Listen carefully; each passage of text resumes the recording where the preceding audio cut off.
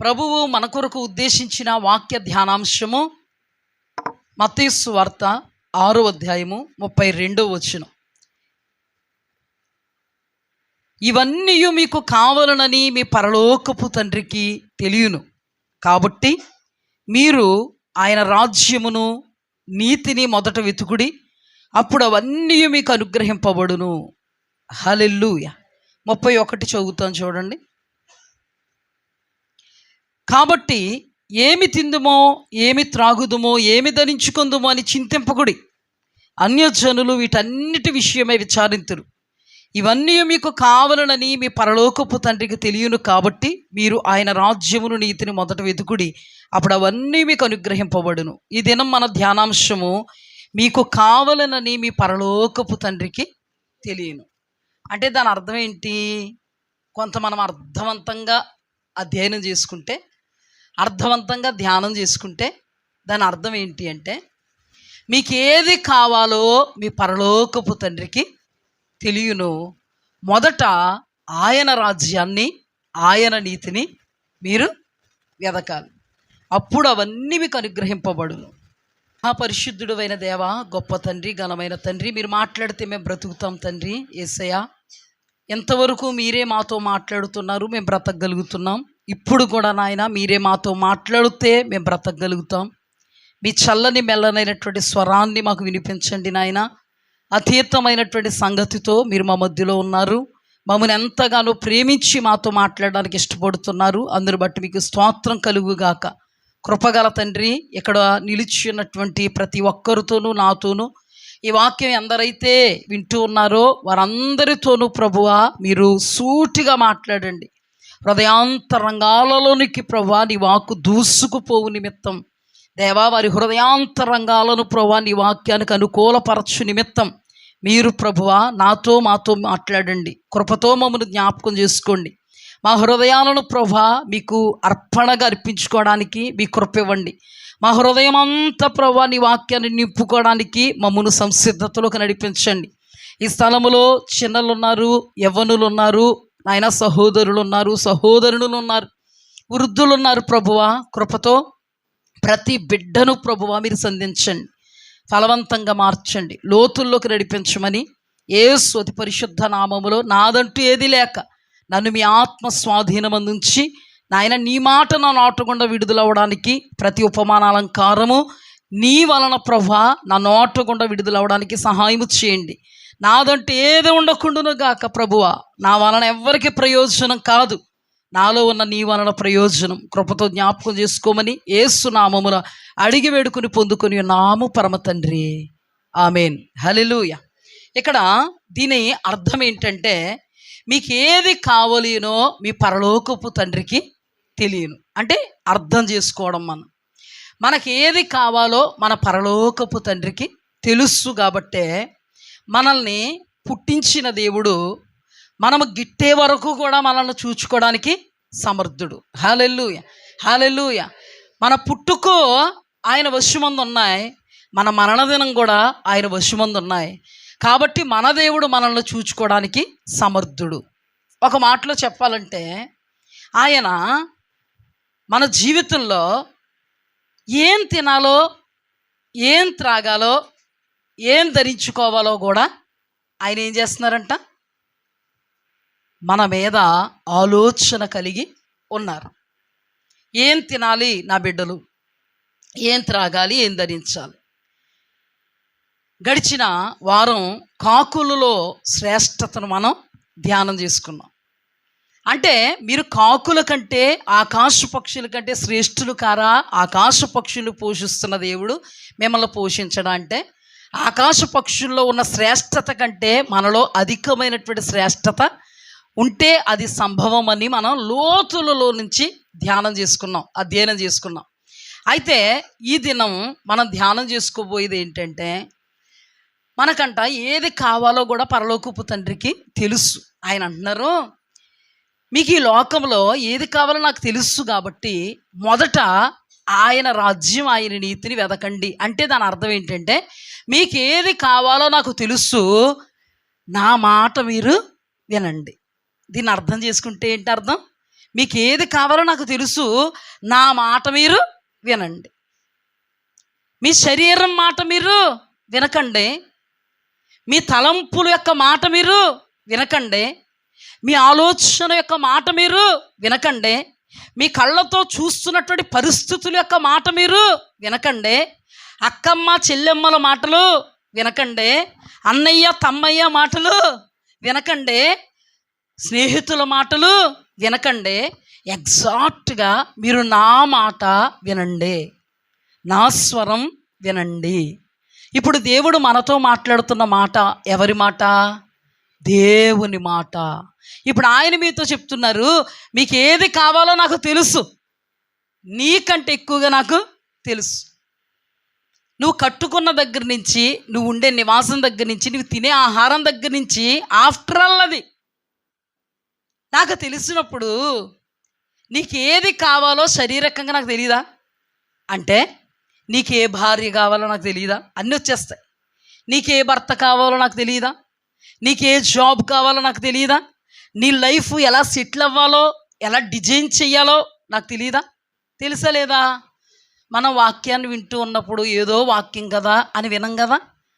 సజీవమై బలము గలదైనటువంటి దేవుని శక్తివంతమైన మాట వాక్యం. హల్లెలూయా. అంటే నీ భవిష్యత్తు నువ్వు పుట్టినది మొదలుకొని చచ్చే వరకు ఎలా ఉండాలో నేను డిజైన్ చేసి పెట్టాను. హల్లెలూయా.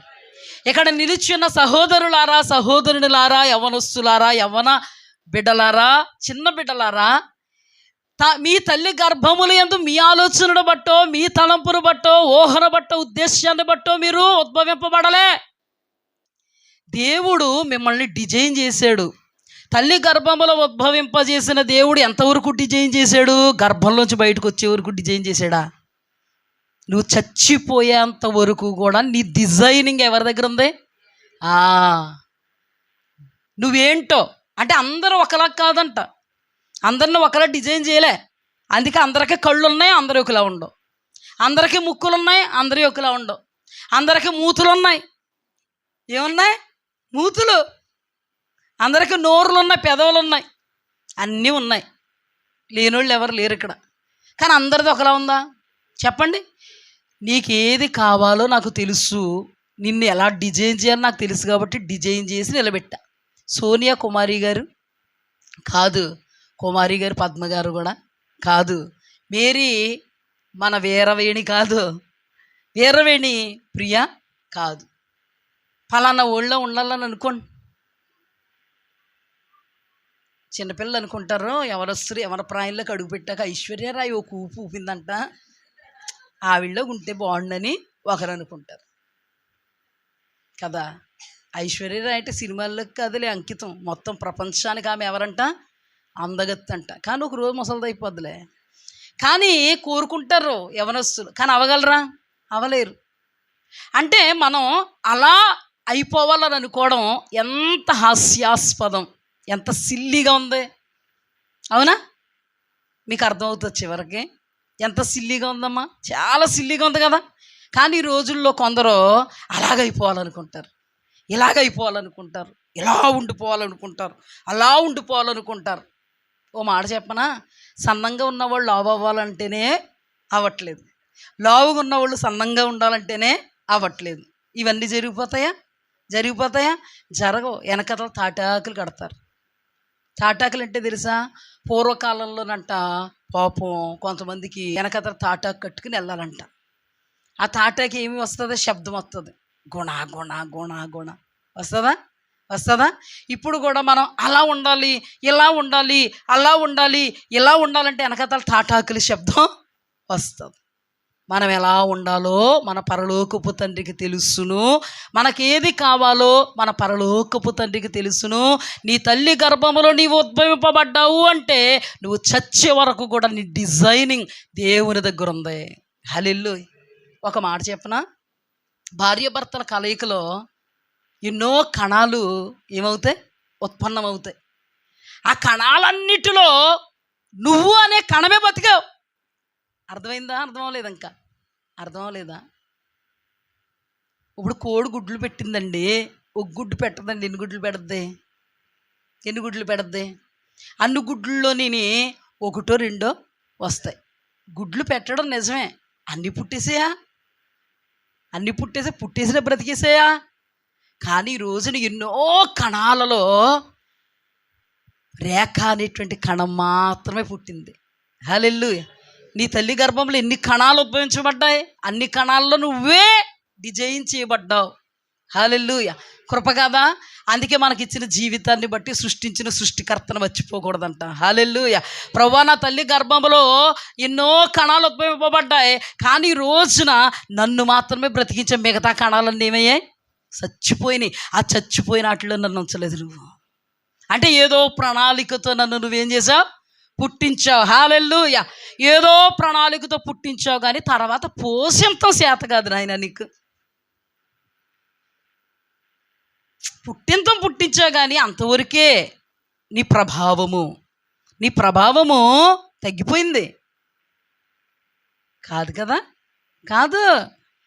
నిన్ను పుట్టించిన దేవుడు నువ్వు చచ్చేంత వరకు కూడా నీ ఉనికికి కారణమై ఉన్నాడు, నీ చలనానికి కారణమై ఉన్నాడు. నిన్నెలా నిలబెట్టాలో నీ పరలోకపు తండ్రికి తెలుసు. హల్లెలూయా. ఇప్పుడు చెప్పండి, నీకేది కావాలినో నీ పరలోకపు తండ్రికి తెలుసు. నాకు ఇది కావాలని ఎందుకు ఆరాటము, ఎందుకు పోరాటము? ప్రభువా ఇదే చెయ్యని ఎందుకు ప్రార్థన? ఇలాగే ఉండాలి ప్రభువా అని ఎందుకు ఆరాటం? నాకు ఇదే భార్య కావాలని ఎందుకు? నాకు ఇదే అమ్మాయి కావాలని ఎందుకు? ఈడే కావాలని ఎందుకు? ఎందుకో తెలుసా? Time waste process. మీకు జాగ్రత్తగా అర్థమవుతుంది, జాగ్రత్తగా గమనించండి. అబ్రహాము శారమ్మ మనందరికీ తెలుసు. అబ్రహాముకి శారాకి దేవుడు యొక్క ఆలోచన ఏంటో అప్పుడు తెలియదు, కానీ మనందరికీ మాత్రము దేవుని యొక్క ఆలోచన అబ్రహాము శారమ్మ పట్ల ఏమై ఉందో ఆది నుండి అంతవరకు తెలుసలేదా? వాళ్ళని ఎలా డిజైన్ చేసాడు దేవుడు? ఎలా అనుకున్నాడో తెలుసా? నేను పిలిచినటువంటి పిలుపుకు లోబడితే వాళ్ళని నేను గెద్ద రెక్కలతో మోసినట్లుగా మోస్తా, కోడి తన రెక్కల నీడలో భద్రపరిచినట్లుగా భద్రపరుస్తా. ఎవరైనా వాళ్ళ మీద చెయ్యేస్తే రాజులంతటి వారిని కూడా మట్టి కరిపిస్తా. వారికి అపజయం అంటూ ఏదీ లేకుండా నేనే విజయోత్సవంతో ఊరేగిస్తా. వెండి బంగార ధనధాన్యాదులతో వారిని సుభిక్షంగా జీవింపజేస్తా అని వాళ్ళని డిజైన్ చేసుకున్న దేవుడు వాళ్ళ మీద ప్రణాళికలు వేసుకుని వాళ్ళకి ఏది కావాలినో పరలోకపు తండ్రికి తెలుసు. అందుకే ఇస్సాకునివ్వాలని కూడా పరలోకపు తండ్రికి తెలుసు. హల్లెలూయా. హల్లెలూయా. ఇస్సానని కూడా మాటలతో చెప్పాడు. హల్లెలూయా. హల్లెలూయా. ఆకాశ నక్షత్రాలు చూపి చెప్పాడు. అయినా కానీ వీళ్ళేమనుకున్నారంటే పిలిచిన దేవుడికి కొన్ని మాత్రమే సాధ్యం, కానీ మరికొన్ని అసాధ్యము, అసంభవము. మన దారి మనమే చూసుకోవాలి, లేకపోతే మన దారి గోదావరి అయిపోద్ది అనుకున్నారు. జాగ్రత్తగా అర్థం చేసుకోండి. అసలు దైవ ప్రణాళికలలో శారా అబ్రహాం యొక్క గర్భము తెరవబడుట, ఇస్సాకు పుట్టుట అనాథలోనే ఆయన సంకల్పించారా లేదా? హల్లెలూయా. అంటే వాళ్ళకి ఏది కావాలో పరలోకపు తండ్రికి తెలుసా? కానీ నా పరలోకపు తండ్రికి నాకు ఏది కావాలో తెలియని అనుకున్నారా? పోనీ చెప్పిన అనుకున్నారా? ఇదిగో మీదిటికి వస్తా అన్నప్పుడు అనుకున్నారా? వెటకారపు నవ్వారు. శారమ్మ గుడారంలో ఉండి నవ్వింది, ఈయనేమో ఆయన దగ్గరే ఉండి నవ్వాడు. శారం బుక్ అయిపోయింది. అబ్రహాంని ఏమీ అనలేదులే, శారం బుక్ అయిపోయింది. గుడారంలో నవ్వితే శారా నవ్వనేలా భయం కదండి. నేనా ప్రభువా? ఇప్పుడు నవ్వాను. ఎవరిని చూసి ఎవరు అనుకున్నావో? దేవుణ్ణి బొంకేస్తున్నప్పుడు మనుషుల్ని బొంకడం పెద్ద విశేషం ఏంటండి? రహస్యమందు చూచుచున్న దేవుణ్ణి బొంకుతున్నప్పుడు మనుషుల్ని బొంకడం పెద్ద విశేషం ఏం కాదు కదా. ఆ రోజున శారం మాత్రం బొంకిదే. లేదు నువ్వు నవ్వావు, ఊరు మూసుకుంది. అర్థమైందా? అంటే దేవాది దేవుడు డిజైనింగ్లో ఎవరున్నారు? వాళ్ళకి ఏది కావాలో పరలోకపు తండ్రికి తెలుసు. స్వాస్థ్యం కావాలని తెలుసు, వాగ్దాన పుత్రుడు కావాలని తెలుసు, గర్భఫలం అనే బహుమానం కావాలని తెలుసు మాట్లాడుతూనే వస్తూ ఉన్నాడు. ఈ రోజున కూడా నీకేది కావాలని పరలోకపు తండ్రికి తెలుసు కాబట్టి దేనికోసం చింతించొద్దని మాట్లాడుతూనే వస్తున్నాడు. రేపేమి సంభవించినా నీకు తెలియదు, కానీ నా మీద ఆధారపడు, నేను నీకున్నానని మాట్లాడుతున్నాడు. దేనిని గూర్చి విచారపడద్దు, అన్యజనులు విచారపడతారని నీతో చెబుతూనే ఉన్నాడు. ఆ రోజున అబ్రహాంతో చెబుతూనే ఉన్నాడు. ఈ రోజున నీతో నాతో చెబుతూనే ఉన్నాడు. అందరూ చెప్పాలి. ఏమని చెప్పాడు? మీకేది కావాలో నాకు తెలుసు. ఎప్పటి నుంచి ఎప్పటి వరకు? పుట్టుక మొదలుకొని చచ్చేంత వరకు. శరీర సంబంధంగానే, ఆత్మ సంబంధంగా మాత్రం ఇచ్చేవాడిని కాదు, శరీర సంబంధంగా కూడా ఇస్తాను. అబ్రహాముకి బాధపడిందా? చెప్పాలి మీరే. అబ్రహాముకి బాధపడిందా? ఇలాగైతే కొంచెం మబ్బు రాదు. బోధపడలే. ఈ రోజున మనకు బోధపడుతుందో లేదో వాక్యంలో నుంచి మనం ఏం చేసుకోవాలి? అర్థం చేసుకోవాలి. అబ్రహాముకు ఒక న్యాయం, మనకొక న్యాయం కాదు కదా. అబ్రహాములో నుండే మనం కూడా మన బ్రతుకులను క్షుణ్ణంగా పరిశీలనగా తెలుసుకోగలం. రోజున అబ్రహాముకు తెలియలేదు. దేవుడు ఏమి డిజైన్ చేశాడో అదే చెప్పాడు, నీకు నీ సంతానానికి అన్నప్పుడు అబ్రహాము ఏం చేశాడంటే ఆలోచనలో పడ్డాడు. ప్రభువా, ఈ ఎలియాజరే నా ఆస్తికి వారసుడు అన్నాడు. అక్కడ కూడా చెప్పాడు. చెప్పిన తర్వాత శారమ్మ రంగంలోనికి దిగింది. రంగంలో దిగి అందంగా మాట్లాడుతుంది. సర్పము తన కుయుక్తి చేత హవ్వను మోసగించినట్లుగా ఎంత అద్భుతంగా మాట్లాడిందండి హవ్వ దగ్గరికి వచ్చి సర్పం. ఇప్పుడు కూడా అబ్రహాము దగ్గరికి నడుచుకుంటూ వచ్చింది. ఎవరో? తల్లి శారమ్మ, మన ఆది తల్లి శారమ్మ వచ్చి అంటుంది, కూర్చుని, ఉండి మీకు ఎంతండి వయసు? బర్త్డే దగ్గరికి వచ్చేస్తుంది. ఏమండి నాకెంతండి వయసు? మీకంటే 10 సంవత్సరాలు చిన్నదాన్ని, మీరేమో నాకంటే 10 సంవత్సరాలు పెద్ద ఆయన. మన వయసు చూసారా? స్త్రీ ధర్మం ఉడికిపోయేటువంటి టైం దగ్గరికి వచ్చేసింది. ఇప్పుడు మనకు పిల్లలు పుడతారంటారా అసలునే? ఏమండి ఏదైతే కానీ మీరు ఆయన మాట పట్టుకుని వచ్చారు నిజమే, కానీ యెహోవాయే నాకు సంతానం లేకుండా చేశాడు. అసలు దేవుడే కదండి సంతానం ఇవ్వాలి, మనకు సంతానం లేకుండా చేశాడు. అయినా మనకు ఒక మార్గాన్ని పెట్టాడు. హాగరమ్మ కరెక్ట్గా మనకు అక్కడికి వచ్చింది.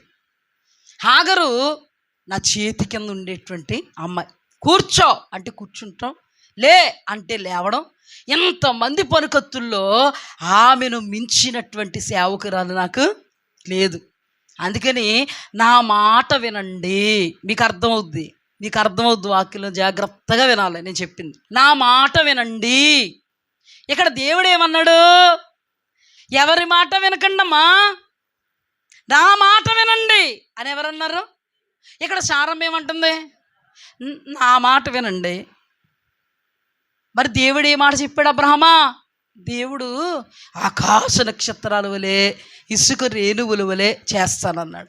మరి ఆయన మాట పక్కన ఉంది కదా. అబ్రహాం అంటాడు, మరి మా ఆవిడ మాట ఈ పక్కన ఉంది కదా. ఈ పక్కనున్న మాట విన్నా, ఆ పక్కనున్న మాట విన్నా, అసలు దేవుని వాక్యాన్ని ధ్యానిస్తే ఏ మాట వినాలి? హల్లెలూయా. ఈ రోజున మీరు ఏ మాట వినాలి? దేవుని మాట. కానీ ఆది తండ్రి అయినటువంటి అబ్రహాము జనములకు తండ్రి, విశ్వాసులకు తండ్రి అనబడినటువంటి అబ్రహాం ఎవరి మాట విన్నాడు? ఈ మాట బాగా గుర్తుపెట్టుకోండి. అబ్రహాం ఎవరి మాట విన్నాడు? అక్కడ కూడా రాయబడింది, అబ్రహాము శారయి మాట వినెను. ఆది కాండం. అబ్రహాము శారయి మాట వినెను, స్పష్టంగా రాయబడింది. అబ్రహాం ఎవరి మాట విన్నాడంట? ఈ రోజున దేవుని మాట ఉందా లేదా అబ్రహాంకి? భార్య మాట ఉందా లేదా? ఎవరి మాట వినాలి? ప్రభువేమన్నారు? నా మాట విని వాటి ప్రకారముగా చెయ్యాలి. నా మాట వినువాడు నన్ను ప్రేమించువాడు, నా ఆజ్ఞను గైకొనువాడు నన్ను ప్రేమించువాడు. ఇప్పుడు అబ్రహాము దేవునికి సత్సంబంధం లేదా? ఉంది. సహవాసం లేదా? ఉంది. మాట్లాడట్లేదా? మాట్లాడుతున్నాడు. మరి ఎవరి మాట విన్నాడు? అబ్రాము సారీ మాట వినిన. ఇక్కడే అర్థమైపోయింది కదా ఎందుకు అట్టర్ ఫ్లాప్ అయిందో.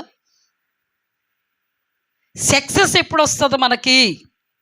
దేవుని మాట విన్నప్పుడు సక్సెస్, గ్రాండ్ సక్సెస్ వస్తుంది.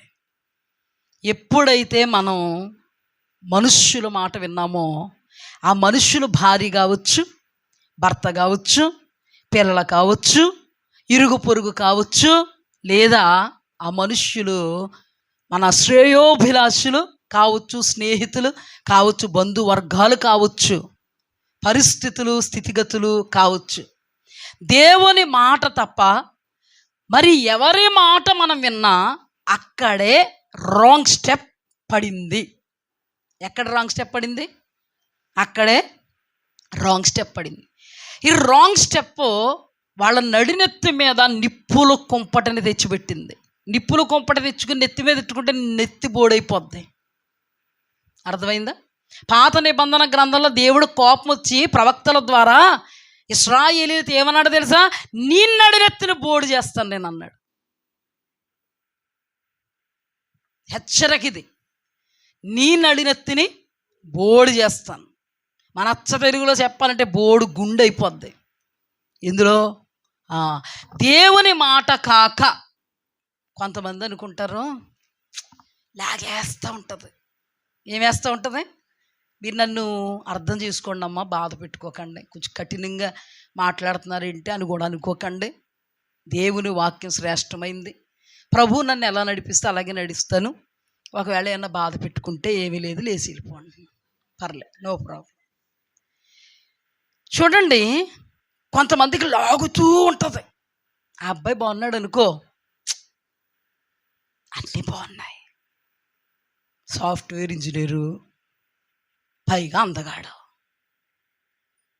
కొరుక్కు తినేలా ఉన్నాడు అంటే మన ఊళ్ళు మాటలు ఉంటాయి కదా, అలాగే విన్నానులే కొంతమంది. ఆ కుర్రోడిని అడిగెత్తి బాగుంటుంది కదా మన పిల్లకి, ఈడు జోడుని దారెట్టుకుని వెళ్తుంటే అందరూ చిలక గోరింక అనుకుంటారు. మరి అంత అలాగ ఉంటుంది. మరి లాగుతా ఉంటుంది, లాగుతా ఉంటుంది. బెంగళూరు అయితే రాత్రి ప్రయాణం అంతే, నిద్దట్లో పోద్ది ప్రయాణం అంతా. ఆంధ్ర అయితే రోజు ప్రయాణం. బెంగళూరు అల్లుడే కావాలి. ఏడుస్తంతే ఏమీ లేదు మన దగ్గర, యోగ్యులం కూడా కాదు, హై లెవెల్లో ఉంటాయి ఆలోచన. అమెరికా అల్లుడు కావాలి. ఇలాగా కొన్ని విషయాల్లో మనుష్యులు ఏమవుతారంట? లాగబడతారంట, ఏడవబడతారంట.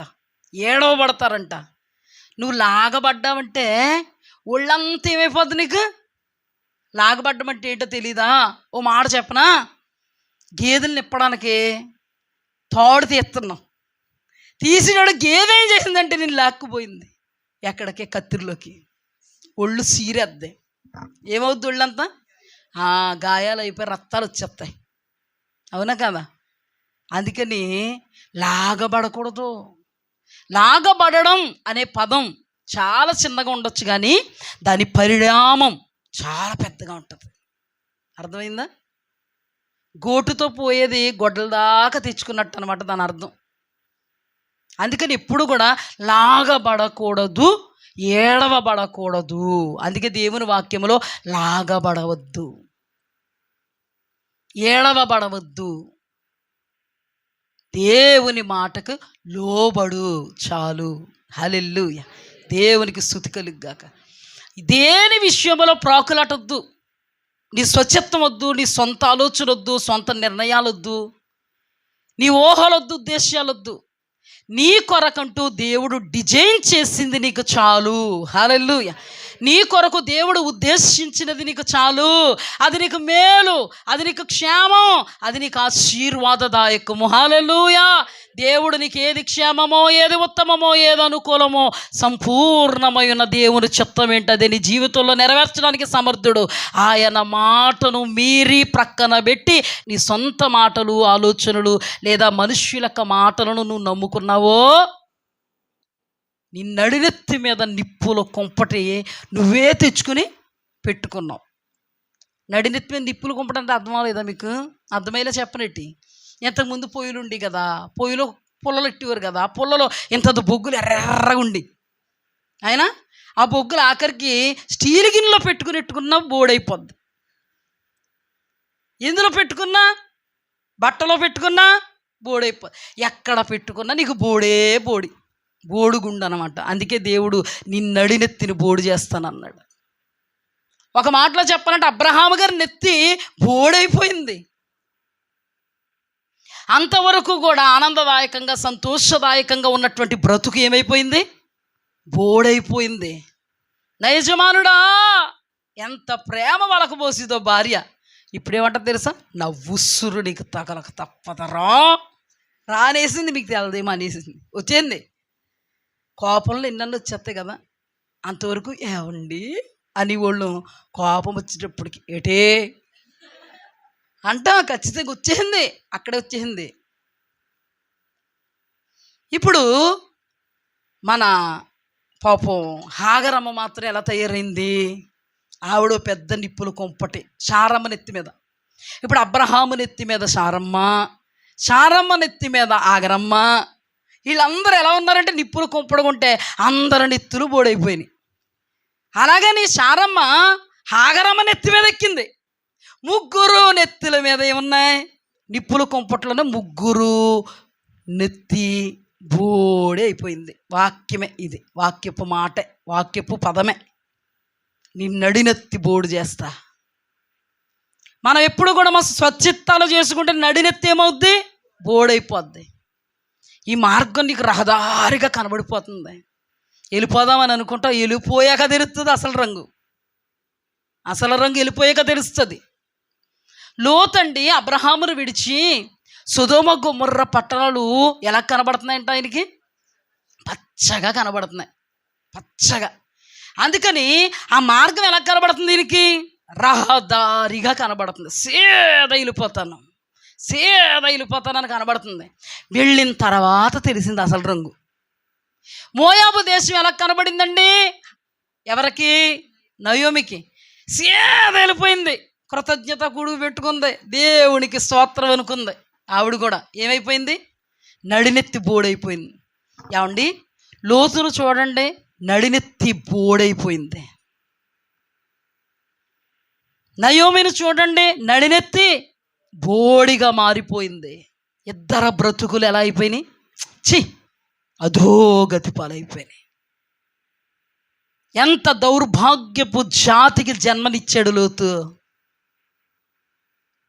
ఎంత రిక్తురాలైపోయింది నయోమి. ఎవరైనా మనలో నయోమిలో ఉండాలనుకుంటారా? చిచ్చి బాబోయ్ అనుకుంటారు. ఎవరైనా లోతులో ఉండాలనుకుంటారా? ఏమండి, మన సంఘంలో ఇంతమంది ఉన్నారండి, ఉండాలని ఎవరన్నా అనుకున్నారా? మార్గదర్శకంగా ఏమన్నా ఉన్నారు? వాళ్ళు భయంగా ఉన్నారు, హెచ్చరికగా ఉన్నారు. అబ్రహాము తన జీవితంలో సుఖవంతమైనటువంటి బ్రతుకుకు తనకు తానే దుఃఖకరమైనటువంటి పరిస్థితిని ఆహ్వానం చేసుకున్నాడు. ఈ రోజున ఆ సందర్భములో అతడు మనకు ఒక హెచ్చరికగా మిగిలిపోయాడు. ఇలా మనం ఉండకూడదు. అబ్రాము శారయి మాట విన్నెను, దేవుని మాట వినలేదు. ఈరోజు నువ్వైనా నేనైనా రహదారిగా కనబడుతుందా? జాగ్రత్త సుమ. ప్రతి విషయంలో కూడా నువ్వు కన్ఫ్యూజన్లో ఉంటే, కన్ఫ్యూజన్లో ఉంచడం నీ దేవుడు. ఎప్పుడు? ఆయనకు చెవియొగ్గినప్పుడు, ఆయన పంచన చేరినప్పుడు. అంతేగాని నువ్వు ఏదనుకుంటున్నావో దాని పంచన నువ్వు చేరి ప్రభువా ప్రభు అని పలకరిస్తే ఆయన కూడా విముఖుడైపోతాడు. నీకేం అనుకూలుడు కాడు. ఎందుకంటే నువ్వు ప్రభువా ప్రభువాని ఎలా పలకరిస్తున్నావో ఆయనకి తెలుసు. నువ్వు ఎలా ఆయనకి సరెండర్ అయిపోయావో కూడా తెలుసు. కొంతమంది తమ జీవితంలో ఒకటి అనుకుంటారు, అది అనుకుని ప్రభువా ప్రభువా అని మొత్తం ప్రార్థన చేసి చివరికి నీ చిత్తమైతేనే, ఏమైతేనే, నా చిత్రమైతేనే, నీ చిత్తమైతేనే. ఎంత చిత్రంగా అంటారో, నీ చిత్తమైతేనే. కానీ ఆలోచనలు, తలంపులు, ఊహలు, ఉద్దేశాలు, పనులు, క్రియలు అన్నీ జరిగిపోతుంటాయి. ప్రార్థన టైంకి మాత్రం గదిలోకి వచ్చి అన్నీ జరిగిపోతుంటాయి. ఏంటి? దానికి సంబంధించిన అన్నీ జరిగిపోతుంటాయి. ప్రార్థన గదిలోకి వచ్చి నీ చిత్తమైతేనే. ప్రభువుకు తెలుసా? బిలాము కూడా అలాగన్నాడు కదండి, అలాగన్నాడు కదండి. ఏమన్నాడు? వెళ్ళొద్దు బిలాము. అలాగే ప్రభువా ప్రభువా వెళ్ళమంటావా? నీ చిత్తమైతేనే. వెళ్ళమంటావా? నీ చిత్తమైతేనే. దేవుడేమన్నాడు? ఇంటెన్షన్ తెలుసుకుని వెళ్ళు, వెళ్ళు, ఎలా ఉంటుందో నీ పరిస్థితి, వెళ్ళు. మన జీవితంలో ఎప్పుడూ కూడా మనల్ని లాక్కోవాలండి, వెనక్కి లాక్కోవాలి. శరీరం వినదు, తలంపులు వినవు, ఊహలు వినవు, ఉద్దేశాలు వినవు. ఆల్రెడీ మేడ మీద మేడ కట్టేసావు ఊహలతో. దాన్ని ఎలా పెరుక్కుంటావు? నువ్వు పడగొట్టుకుంటావా? అయ్యయ్యో, పడగొట్టుకోవడం ఇష్టం ఉండదు. అవసరమైతే పైన ఇంకో స్టేర్ వేసేస్తావు ఆలోచనల్లో. పైకి మాత్రం చిత్తమైతేనే, చిత్తమైతేనే అంటావు. దేవునికి తెలుసా తెలీదా? చిత్తమైతేనే పైనుంచి వచ్చిందో లోపల నుంచి వచ్చిందో తెల్దా?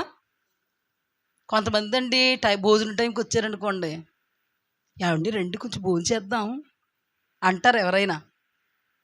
ఎదుటోడికి తెలిసిపోద్ది అది పైనుంచి వచ్చిందో లోపల నుంచి వచ్చిందో. నువ్వు బలవంతం చేసి డైనింగ్ టేబుల్ మీద పెట్టేస్తే లోపల నుంచి వచ్చినట్టు వచ్చి తింటాడు. అంతేగాని తింటారా? తింటారెట్టి? తినొచ్చారనుకుంటా, రండి పెడతాను. ఏంటి తినొచ్చారనుకుంటా, రండి పెడతానా? అమ్మ వద్దమ్మా, తినలేనోడు కూడా తినేసానమ్మా, అయిపోయిందమ్మా, కడుపు నిండిపోయిందమ్మా అంటాడండా. ఏంటి? నువ్వు పైకి వేసే వేషమే ఒక మనిషికి అర్థమైపోయింది. లోపల నుంచి లోతుల్లోంచి చూసే దేవుడికి అర్థమవుదా? అర్థమవుదా? నువ్వు ఎక్కడికి వెళ్ళాలనుకుంటున్నావో, ఏం చెయ్యాలనుకుంటున్నావో, నీ ఆలోచన ఎలా ఉందో, తలంపు ఎలా ఉందో, నువ్వు ఏ మనుషుల మాట విన్నావో, ఎవరినో చూసి చెయ్యాలనుకుంటున్నావో అన్నీ దేవునికి తెలిసి ఇంకా జోక్యం చేసుకోవడం నీ చిత్తం, నీ చిత్తం అన్నాడు అనుకో. దేవుడు ఏమంటాడంటే నీ ఇష్టం, నీ ఇష్టం అంటాడు. మనల్ని మనం అణుచుకోగలగాలి. ప్రభువా ఈ తలంపు వస్తుంది, అంత బాగా కనబడుతుంది, నీ వాక్యం నాకు ఇక్కడ ఉంది. లోతు ఏమైపోయాడో, నయోమి ఏమైపోయిందో, బిలాము ఏమైపోయాడో, అంత అబ్రహాము కూడా మాకెంత సంకేతంగా నిలబడ్డాడో నీ వాక్యం ఉందయ్యా. ఈ వాక్యం అంతా నిజంగా నువ్వు విశ్వసిస్తే నీ చిత్తం ప్రభువా నీ పై కనగలవా? బోర్లబడి ఏడుస్తావు దేవుడి దగ్గర. హల్లెలూయా. కడుపు కట్టుకుని ఏడుస్తావు దేవుడి దగ్గర. ప్రభువా నీ చిత్తము తప్ప ఏది నా జీవితంలో జరగకూడదు. పరిస్థితులన్నీ అనుకూలంగా కనబడుతున్నాయి. ప్రభువా మేడుపండు చాలా మేలుపుగా కనబడద్దయ్యా, పొట్ట విప్పి చూస్తేనే అన్ని పురుగులయ్యా. నీ చిత్తము తప్ప ఏది నా జీవితంలో జరగకూడదు. వేరే ఆలోచన నాకు లేదు నాయన. ఇంకా నేను గుడ్డిదాన్ని, నీ కళ్ళే నన్ను నడిపించాలి. నేను గుడ్డిదాన్నయ్యా, నువ్వు నన్ను నడిపించాలి. నేను కుంటిదాన్నయ్యా, నువ్వు నన్ను నడిపించాలి. హల్లెలూయా, హల్లెలూయా. అందుకే భక్తుడు పాట కట్టాడు, గుడ్డోడినయ్యా నడిపించు, కుంటోడినయ్యా నడిపించని కాదు దాని అర్థం. దాని లోతు ఏంటి? గుడ్డివాడినయ్యా నై కనులరియవా, మూగవాడినయ్యా నీ స్వరము నీయవా. అంటే గుడ్డోడినంటే బర్తులోమయ్యి గుడ్డితనం గురించి కాదు అది. నేను గుడ్డిని, అంధుణ్ణి, అందురాల్ని, నీ కన్నులు నాకు కావాలి అయ్యా. నన్ను నడక ఎటు పోతుందో కానీ నీవు నీ అడుగు జాడల్లో నన్ను నడిపించాలి.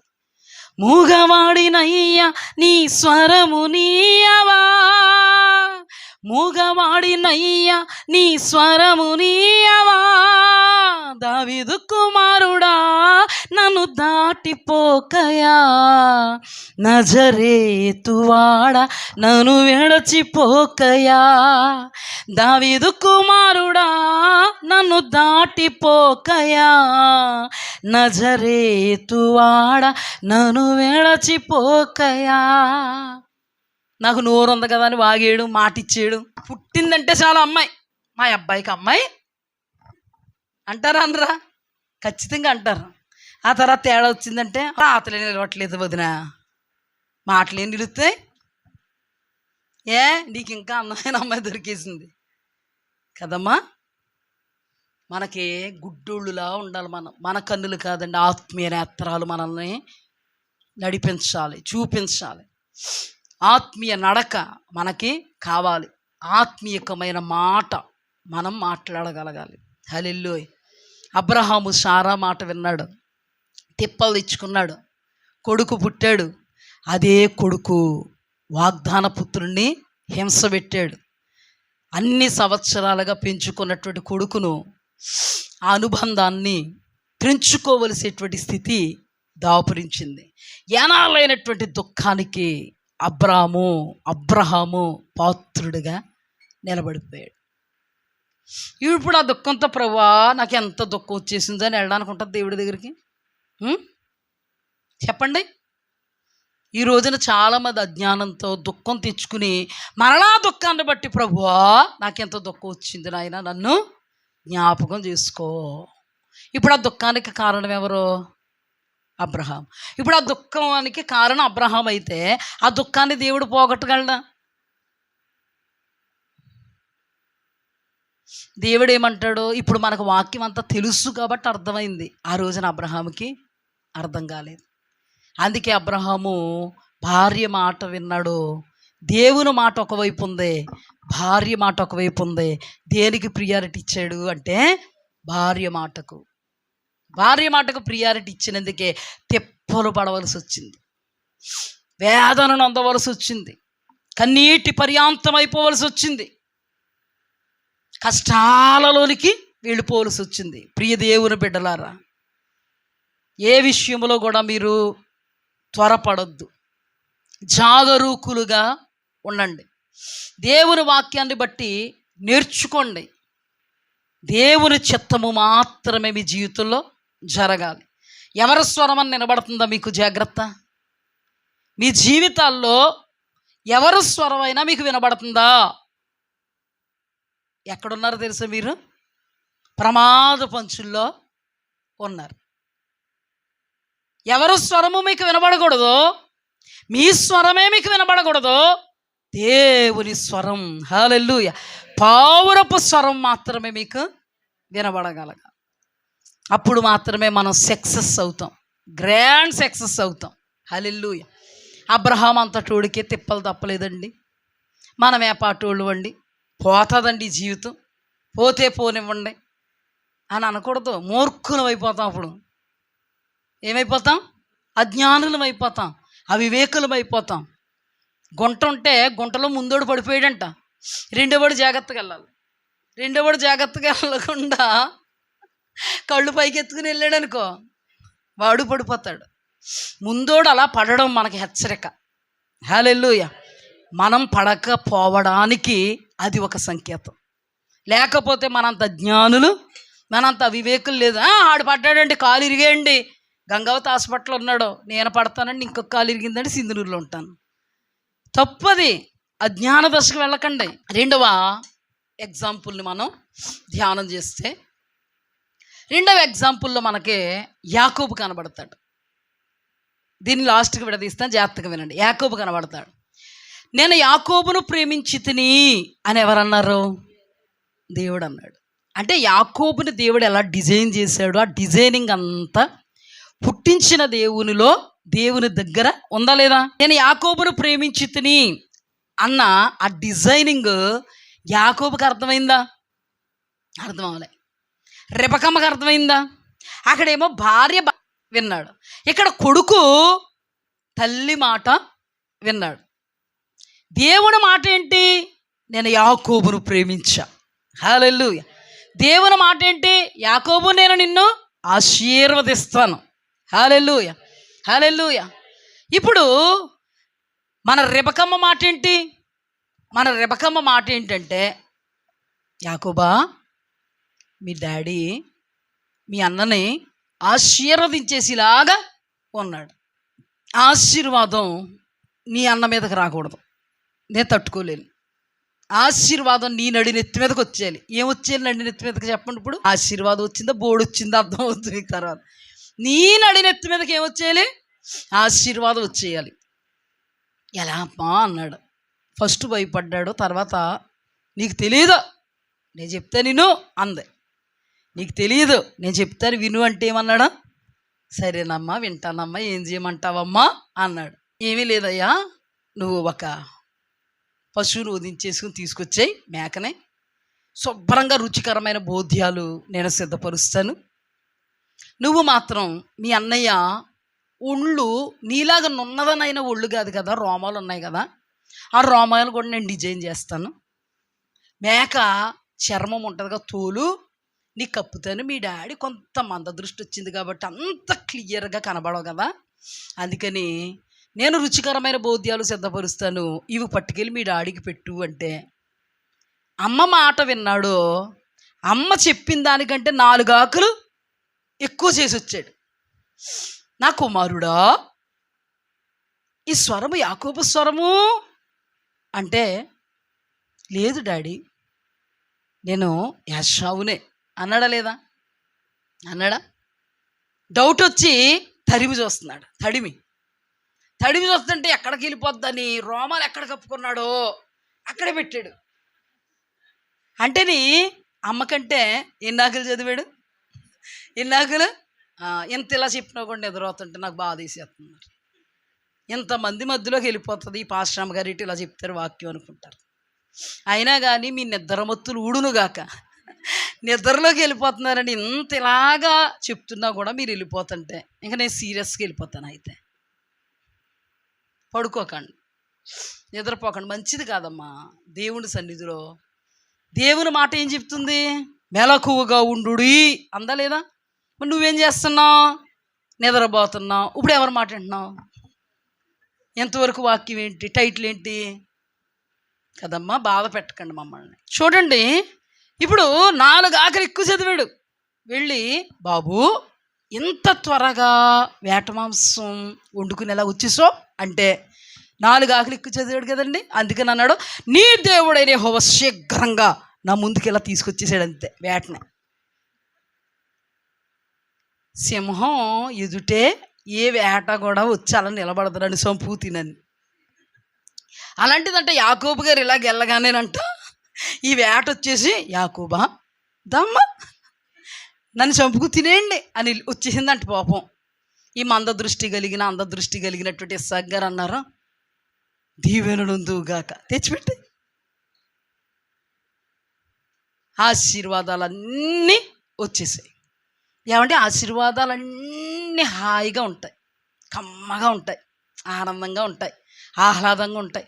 మరి అదేంటంటే ఆశీర్వాదం తండ్రి ఇచ్చేసిన తర్వాత అతలాకుతలం అయిపోతున్నాడు యాకోబు. అతలాకుతలం అయిపోతున్నాడు ఏంటి యాకోబు? నేను చెప్పనా, నడినెత్తి మీదకి ఆశీర్వాదం కాదు కదా,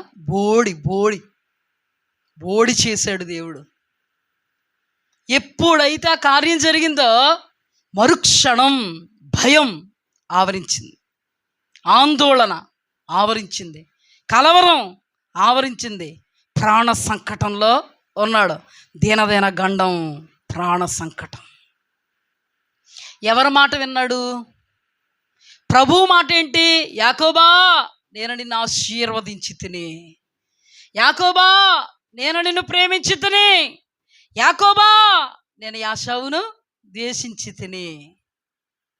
ప్రేమించిన దేవుడు మాట విన్నాడా? అమ్మ మాట విన్నాడా? మీరే చెప్పండి, త్వరగా చెప్పేయండి. అమ్మ మాట విన్నాడు. అమ్మ మాట ఆశీర్వాదాన్ని ఇచ్చిందా, దీవెననిచ్చిందా, నిండు నెమ్మదినిచ్చిందా, సమాధానం ఇచ్చిందా, సౌఖ్యం ఇచ్చిందా, సుఖజీవనం ఇచ్చిందా? అదేనా భార్య అయిన సారా మాట అన్ని ఇచ్చేసింది భర్తకి. ఈ రోజున కూడా తన తల్లి మాట ఒకవైపు ఉంటే, తన దేవుడు మాట మరోవైపు ఉంటే, ఏ మాటకు ప్రియారిటీ ఇచ్చాడు? తల్లి మాట. నీ భార్య అయినా, నీ తల్లి అయినా, నీ చెల్లైనా, ఏ స్వరం నీకు వినబడుతున్నా అది దేవుని స్వరము కాదు అనే విషయాన్ని నువ్వేం చేయాలి? గ్రహించుకోవాలి. ప్రాణ భయంతో పరిగెట్టాడండి. చక్కగా తల్లిదండ్రుల కౌగిట్లు ఉంటే చక్కగా ఉందిను కదా. ఇప్పుడు అన్న కత్తి పట్టుకుని ఉన్నాడు. ఇప్పుడు కక్షలు, కలహాలు, కార్పణ్యాలు. అంతవరకు ఎంత బాగుందో. ఒరే యాకోబా, ఆకలిసేస్తుందిరా, కొంచెం ఏదన్నా పెట్టరా అనే సంబంధంలో వాళ్ళు ఉండేవాళ్ళు. అమ్మా నాన్నల దగ్గర నిర్భయంగా యాకోబు ఉండేవాడు. ఇప్పుడు భయం ఆవరించేసింది. దేవుడేమన్నాడో, నీ నడినెత్తి బోడి చేస్తాను, నీకేది కావలినో పరలోకపు తండ్రికి తెలుసు, మొదట నా మాట విను. అబ్రామా, నీకు కుమారుడు కావాలని నాకు తెలుసు, నేను డిజైన్ చేశాను, కానీ మొదట నా మాట వినలేదు, నీ భార్య మాట విన్నావు. అందుకే కష్టాల కడగండ్లలో, నష్టాల ఊబిలో, వేదనాభరితమైనటువంటి స్థితిగతుల్లో కూరుకుపోయావు. యాకోబా, నిన్ను ఎలా డిజైన్ చేయాలో నాకు తెలుసు, నిన్ను ఆశీర్వదించాలని నేను ఉన్నాను, నీతో కూడా చెప్పాను. కానీ నా మాటను నువ్వు పెడచెవిని పెట్టి మీ మమ్మీ అమ్మ మాట నువ్వు విన్నావు. నా మాట నువ్వు వినలే, మీ అమ్మ మాట నువ్వు విన్నావు. నిన్నడినెత్తి బోడి అయిపోయింది. తన జీవితాన్ని అప్పటి నుంచి మనం ఎన్నో మారులు ధ్యానం చేస్తే, తన నోటితో తనే అంటున్నాడు, నా పితరుల యొక్క దినాలన్నీ కాదు నావి, దుఃఖ సహితంగా గడిచింది. విత్తిందు కోసుకున్నాడు, దుడుపు దుడిసినట్టే ఉన్నాడు, ఒక్క రూపాయి కూడా జేబులో పడలే, నిష్ప్రయోజకుడిగా మిగిలిపోయాడు. ఎందుకండి తిప్పలు, అన్ని తిప్పలు ఎందుకు వచ్చాయండి? దేవుడు దొడ్డిదని రా అన్నాడా? బాబు కొంత మట్టిగానే చేయగలను నాన్నా, నీ ఆలోచనలు నీవి, నీ తలంపులు నీవి, ఊహలు నీ ఉద్దేశాలు నీవి, నువ్వే చేసుకోవాలరా బాబు అన్నాడా? నా మాట విను, నీకేది కావాలో నాకు తెలుసు, నా మాట విను, నా మాట విను, నా మాట విను. అబ్రాము వినలే, యాకోబు వినలే. ఇద్దరు బ్రతుకులు కూడా మనకు ఆశీర్వాదకరంగా ఉన్నాయా? ఏమంటే ఏదైనా కష్టం వస్తేనండి వెలవెలలాడిపోతామండి మనుష్యులుగా. మనం తల్లడిల్లిపోతాం. వెంటనే కళ్ళలోంచి కన్నీరు ఏరులై ప్రవహిస్తుంది. సంతోషముగా ఉన్నప్పుడు ఉన్నటువంటి ముఖ కవలికలలో ఉండేటువంటి ఆనందదాయకమైనటువంటి ఆ అద్భుతమైనటువంటి ఆనందం దుఃఖము రాగానే ఏమైపోద్ది? ఆవిరైపోద్ది. అన్ఎక్స్పెక్టెడ్గా మన ముఖాలు ఒక్కొక్కసారి వికారం అయిపోతుంది. అలాంటప్పుడు ఎంతో బాధ, వేదన, చింతన అనుభవిస్తాము. మరి వీళ్ళు ఏం చేశారు? అన్ఎక్స్పెక్టెడ్గా వచ్చింది, అది అనుకోకుండా వచ్చేసిందా? యోబులాగా. యోబు అప్పటి వరకు నవ్వాడండి, ఒక్క క్షణంలో నవ్వు ముఖం అంతా ఏమైపోయింది? అతనికి తెలిసొచ్చిందా, తెలియకొచ్చిందా? కానీ అబ్రహాము ఆ సిచ్యుయేషన్ని కావాలని కొని తెచ్చుకుంటే అంతవరకు నవ్వినోడు ఏడ్చాడు.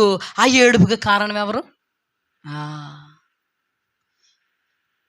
యోబు విచారం కలిగినటువంటి ముఖానికి కారణం సైతానుగాడైతే, అబ్రహాము నవ్వే ముఖం ఏడిసేలా చేసుకున్నది ఎవరు? అబ్రహామే. యాకోబు అంతవరకు ఆడతా పాడతా అమ్మ నాన్నల కౌగిట్లో అన్న ప్రేమలో ఉన్నవాడు ఒక్కసారిగా భయాందోళనకు బానిస అయిపోయాడు, దాసోహం అయిపోయాడు. ఎవరు తెచ్చిపెట్టుకున్నదో? అమ్మా, ఒక్కసారి నిన్ను జ్ఞాపకం చేసుకో, ఒక్కసారి నిన్ను నువ్వు జ్ఞాపకం చేసుకో, ఒక్కసారి జ్ఞాపకం చేసుకో. నువ్వు ఎన్నో మారులు ఏడ్చావే, ఆ ఏడుపు సైతానుగా నిన్ను నడినెత్తి మీద తెచ్చినందుకు ఏడ్చావా, లేదా నీకు నీవే తెచ్చుకుని ఏడ్చావా? ప్రశ్న నాతో చెప్పొద్దు, హృదయంలో ధ్యానం చేసుకుందాం. సాతానుడు నిన్ను బాధిస్తే నీ జీవిత నావను సాతానుడు అతలాకుతలను అల్లకొల్లోలం చేస్తే నావ అల్లల్లాడిపోతే నీకు విచారం కలిగిందా, కన్నీరు కలిగిందా, కష్టం కలిగిందా, వేదన కలిగిందా? లేకపోతే నీ నావను నువ్వే ఊపేసుకుంటే కలిగిందా? ఇది పరిశుద్ధాత్మ దేవుడు బయలుపరుస్తున్నది ఏంటో తెలుసా? చాలాసార్లు మన కన్నీటికి కారణం మనమే అయిపోయాం, మన వేదనకి కారణం మనమే అయిపోయాం, మన దుఃఖానికి కారణం మనమే అయిపోయాం, మన చింతకు కారణం మనమే అయిపోయాం, జనాల మధ్యలో తాటాకులు వారు కట్టడానికి కారణం మనమే అయిపోయాం. పైగా మనమే అయిపోయామని తెలియక చాలా సందర్భాల్లో మనం ఏమనుకున్నామంటే మా దేవుడు మాకు తోడు అని ఉపవాస దీక్షలోనికి వెళ్ళిన దినాలు ఉన్నాయి. ఉదయము, మధ్యాహ్నము, సాయంత్రము, రాత్రి కూడా దేవా నా కన్నీరు చూడు అని ఏడ్చే అనుభవాలు ఉన్నాయి. నా బ్రతికే ఇలా ఏడ్చింది ప్రభువా అని గుమ్మాల యొద్ద కూర్చొని ఎలుగెత్తి ఏడ్చినటువంటి అనుభవాలు కూడా మనలో ఉన్నాయి. ఒకవేళ అజ్ఞాన దశలో, అజ్ఞాతంలో ఆ దినాన అలా జరిగాయేమో, ఈ దినాన దేవుడు నీతో మాట్లాడుతున్నాడు. నా మాట విను. హల్లెలూయా. ప్రభు ఏం మాట్లాడుతున్నారు? నా మాట విను. ఎంతవరకు నీ స్వయం కృతాపరాధం వలననే ఇవన్నీ జరిగాయేమో, కానీ ఇప్పుడు నువ్వు నా మాట విను, నీకేది కావలినో నాకు తెలుసు. హల్లెలూయా. మొదట నా మాట నువ్వు విను. వాక్యము ద్వారా విత్తబడుతున్నటువంటి ఈ యొక్క దృష్టాంతాలను నువ్వు గ్రహించుకో. ఈ దృష్టాంతాలలో నుండి నీవు నేర్చుకోవలసినటువంటి పాఠాలను, గుణపాఠాలను నువ్వు నేర్చుకో. పక్కింటోళ్ళని టార్గెట్ చేయకు, ఎదిరింటోళ్ళని టార్గెట్ చేయకు, బంధువులను టార్గెట్ చేయకు, మిత్రులను టార్గెట్ చేయకు, తోడు కోడలను టార్గెట్ చేయకు, తోడు అల్లుళ్ళను టార్గెట్ చేయకు, అత్తగారిని టార్గెట్ చేయకు, మాంగాన్ని టార్గెట్ చేయకు. నిన్ను నువ్వే టార్గెట్ చేసుకో. నిన్ను నువ్వే టార్గెట్ చేసుకో. కొంతమంది కన్నీళ్లు పెట్టుకుంటూ ప్రభువా ఈ పక్కింటోడు ఎలాగనేస్తున్నాడు ప్రభువా అని ఏడ్చిన రోజులు ఉన్నాయి. ప్రభువా మా అత్తగారు కూర్చొనిత్తలేదు, నిలబడినెత్తలేదు ప్రభువా అని ఏడ్చిన రోజులు ఉన్నాయి. అందులో మన పాత్ర ఏంటో మనం తెలుసుకోగలగాలి.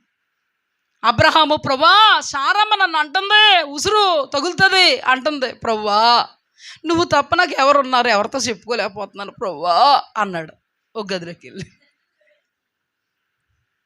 సారమ్మంది ప్రభువా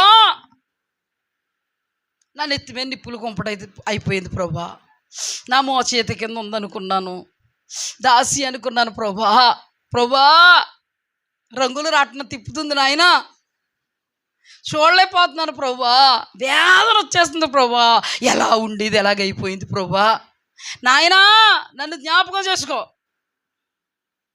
సారమ్మ ఏడుపు మొత్తాన్ని పారిపోయింది, లేవడి తను పారిపోయింది. హాగరమ్మ చూచావా ప్రభువా మా సారమ్మ నిలబడినెత్తలేదు, కూర్చొనివ్వట్లేదు ప్రభువా, పండరాయి అయిపోయింది నాయనా, అక్కడ ఉండి ఏం సుఖం నాయనా. ముగ్గురికి ఎలా బుద్ధి చెప్పాలో దేవుడు చెప్పాడు. ఎవరినైనా విన్నాడా? ప్రార్థన చేస్తే పాపం మన వైపు తిరిగిపోతారనుకుంటాం. దేవాది దేవుడు తెలియదు, అందుకని ప్రార్థన చేసి ఉపవాసాలు చేసి కడుపు కొట్టేసుకుని కళ్ళంట నీళ్లు పెట్టేసుకుని ఆమెను చూడు ప్రభువా అంటే ఆయన నిన్నే చూస్తూ ఉంటాడు. యాకోబు కూడా ప్రభువా ఆశీర్వదించిన ఆయన చూస్తూనే ఉన్నాడు. ఎంతవరకు? నిన్ను నువ్వు చూసుకోను ఆయన. మా మామయ్య యాకోబు ఏం చేసి ఉంటాడో తెలుసా? ఆశీర్వదించమని ప్రార్థన చేసినప్పుడు తెలుసా? చెప్పనా? ప్రభువా నువ్వు నా పక్షంగా ఉన్నావు కాబట్టి, కానీ మా మామ ఎంత మోసం చేశాడు, ముందు నుంచి మోసాలే ప్రభువా, వెళ్ళినప్పటి నుంచి కూడా రక్త సంబంధిగా చూశాడేటి, వెళ్ళినప్పుడేమో హత్తుకున్నాడు, ముద్దెట్టుకున్నాడు, అంతా బాగుంది. కానీ ప్రభువా నీకు తెలియంది ఏంటి నాన్న, ఒక్కరోజా 2 రోజుల 20 సంవత్సరాలు నాయన నా కాయా కష్టం రెక్కల మొక్కలు అన్నీ తినేసాడు నాయన, నువ్వు నా పక్షంగా ఉన్నావు కాబట్టి 2 గుంపులు అయిపోయాను ప్రభువా, ఇప్పుడు నన్ను ఆశీర్వదించవంటే. పాపం యాకోబు గూడంతా వెళ్ళబుచ్చుకుంటున్నాడు. నాయన యాకోబా ఆశీర్వదించాను తల్లి, వెళ్ళినాయన అన్నాడా? ఎలా చూసాడు తెలుసా? ఇంకెలాగే అక్కడ ప్రార్థన చేస్తూ ఉన్నంతసేపు ఈయన ఇలాగే టైం అయిపోయింది వెళ్ళిపోతున్నానంటే లాగేస్తున్నాడు. అప్పుడు ఇలా కాదు కానీ ఇలా చూడటమే కాదు నాయనా, నేను కొట్టడం కూడా నాకు తెలుసు అని తొడగూడు వసిలేలాగా కొట్టాడు. అయినా కానీ నా బాధ చూడు ప్రభు, ఆశీర్వదించు ప్రభు అన్నాడు. ఇందులో చాలా అర్థం ఉంది. పరిశుద్ధాత్మ దేవుడు అర్థవంతంగానే మీలో క్రియ చేస్తున్నాడని నాకు తెలుసు. అర్థమవుతుంది మీకు. మన బ్రతుకు మన రీల్ ఏమవుతుంది? పక్కోడి రీల్ కదే, మన రీల్ ఏమవుతుంది? అలా రన్ అవుతుంది, అలా రన్ అవుతుంది. చివరికి దేవాది దేవుడు ఆయన లా ప్రకారంగా సెటరైట్ చేసుకుని, ఎంతవరకు సెటరేట్ చేసుకున్నాడు?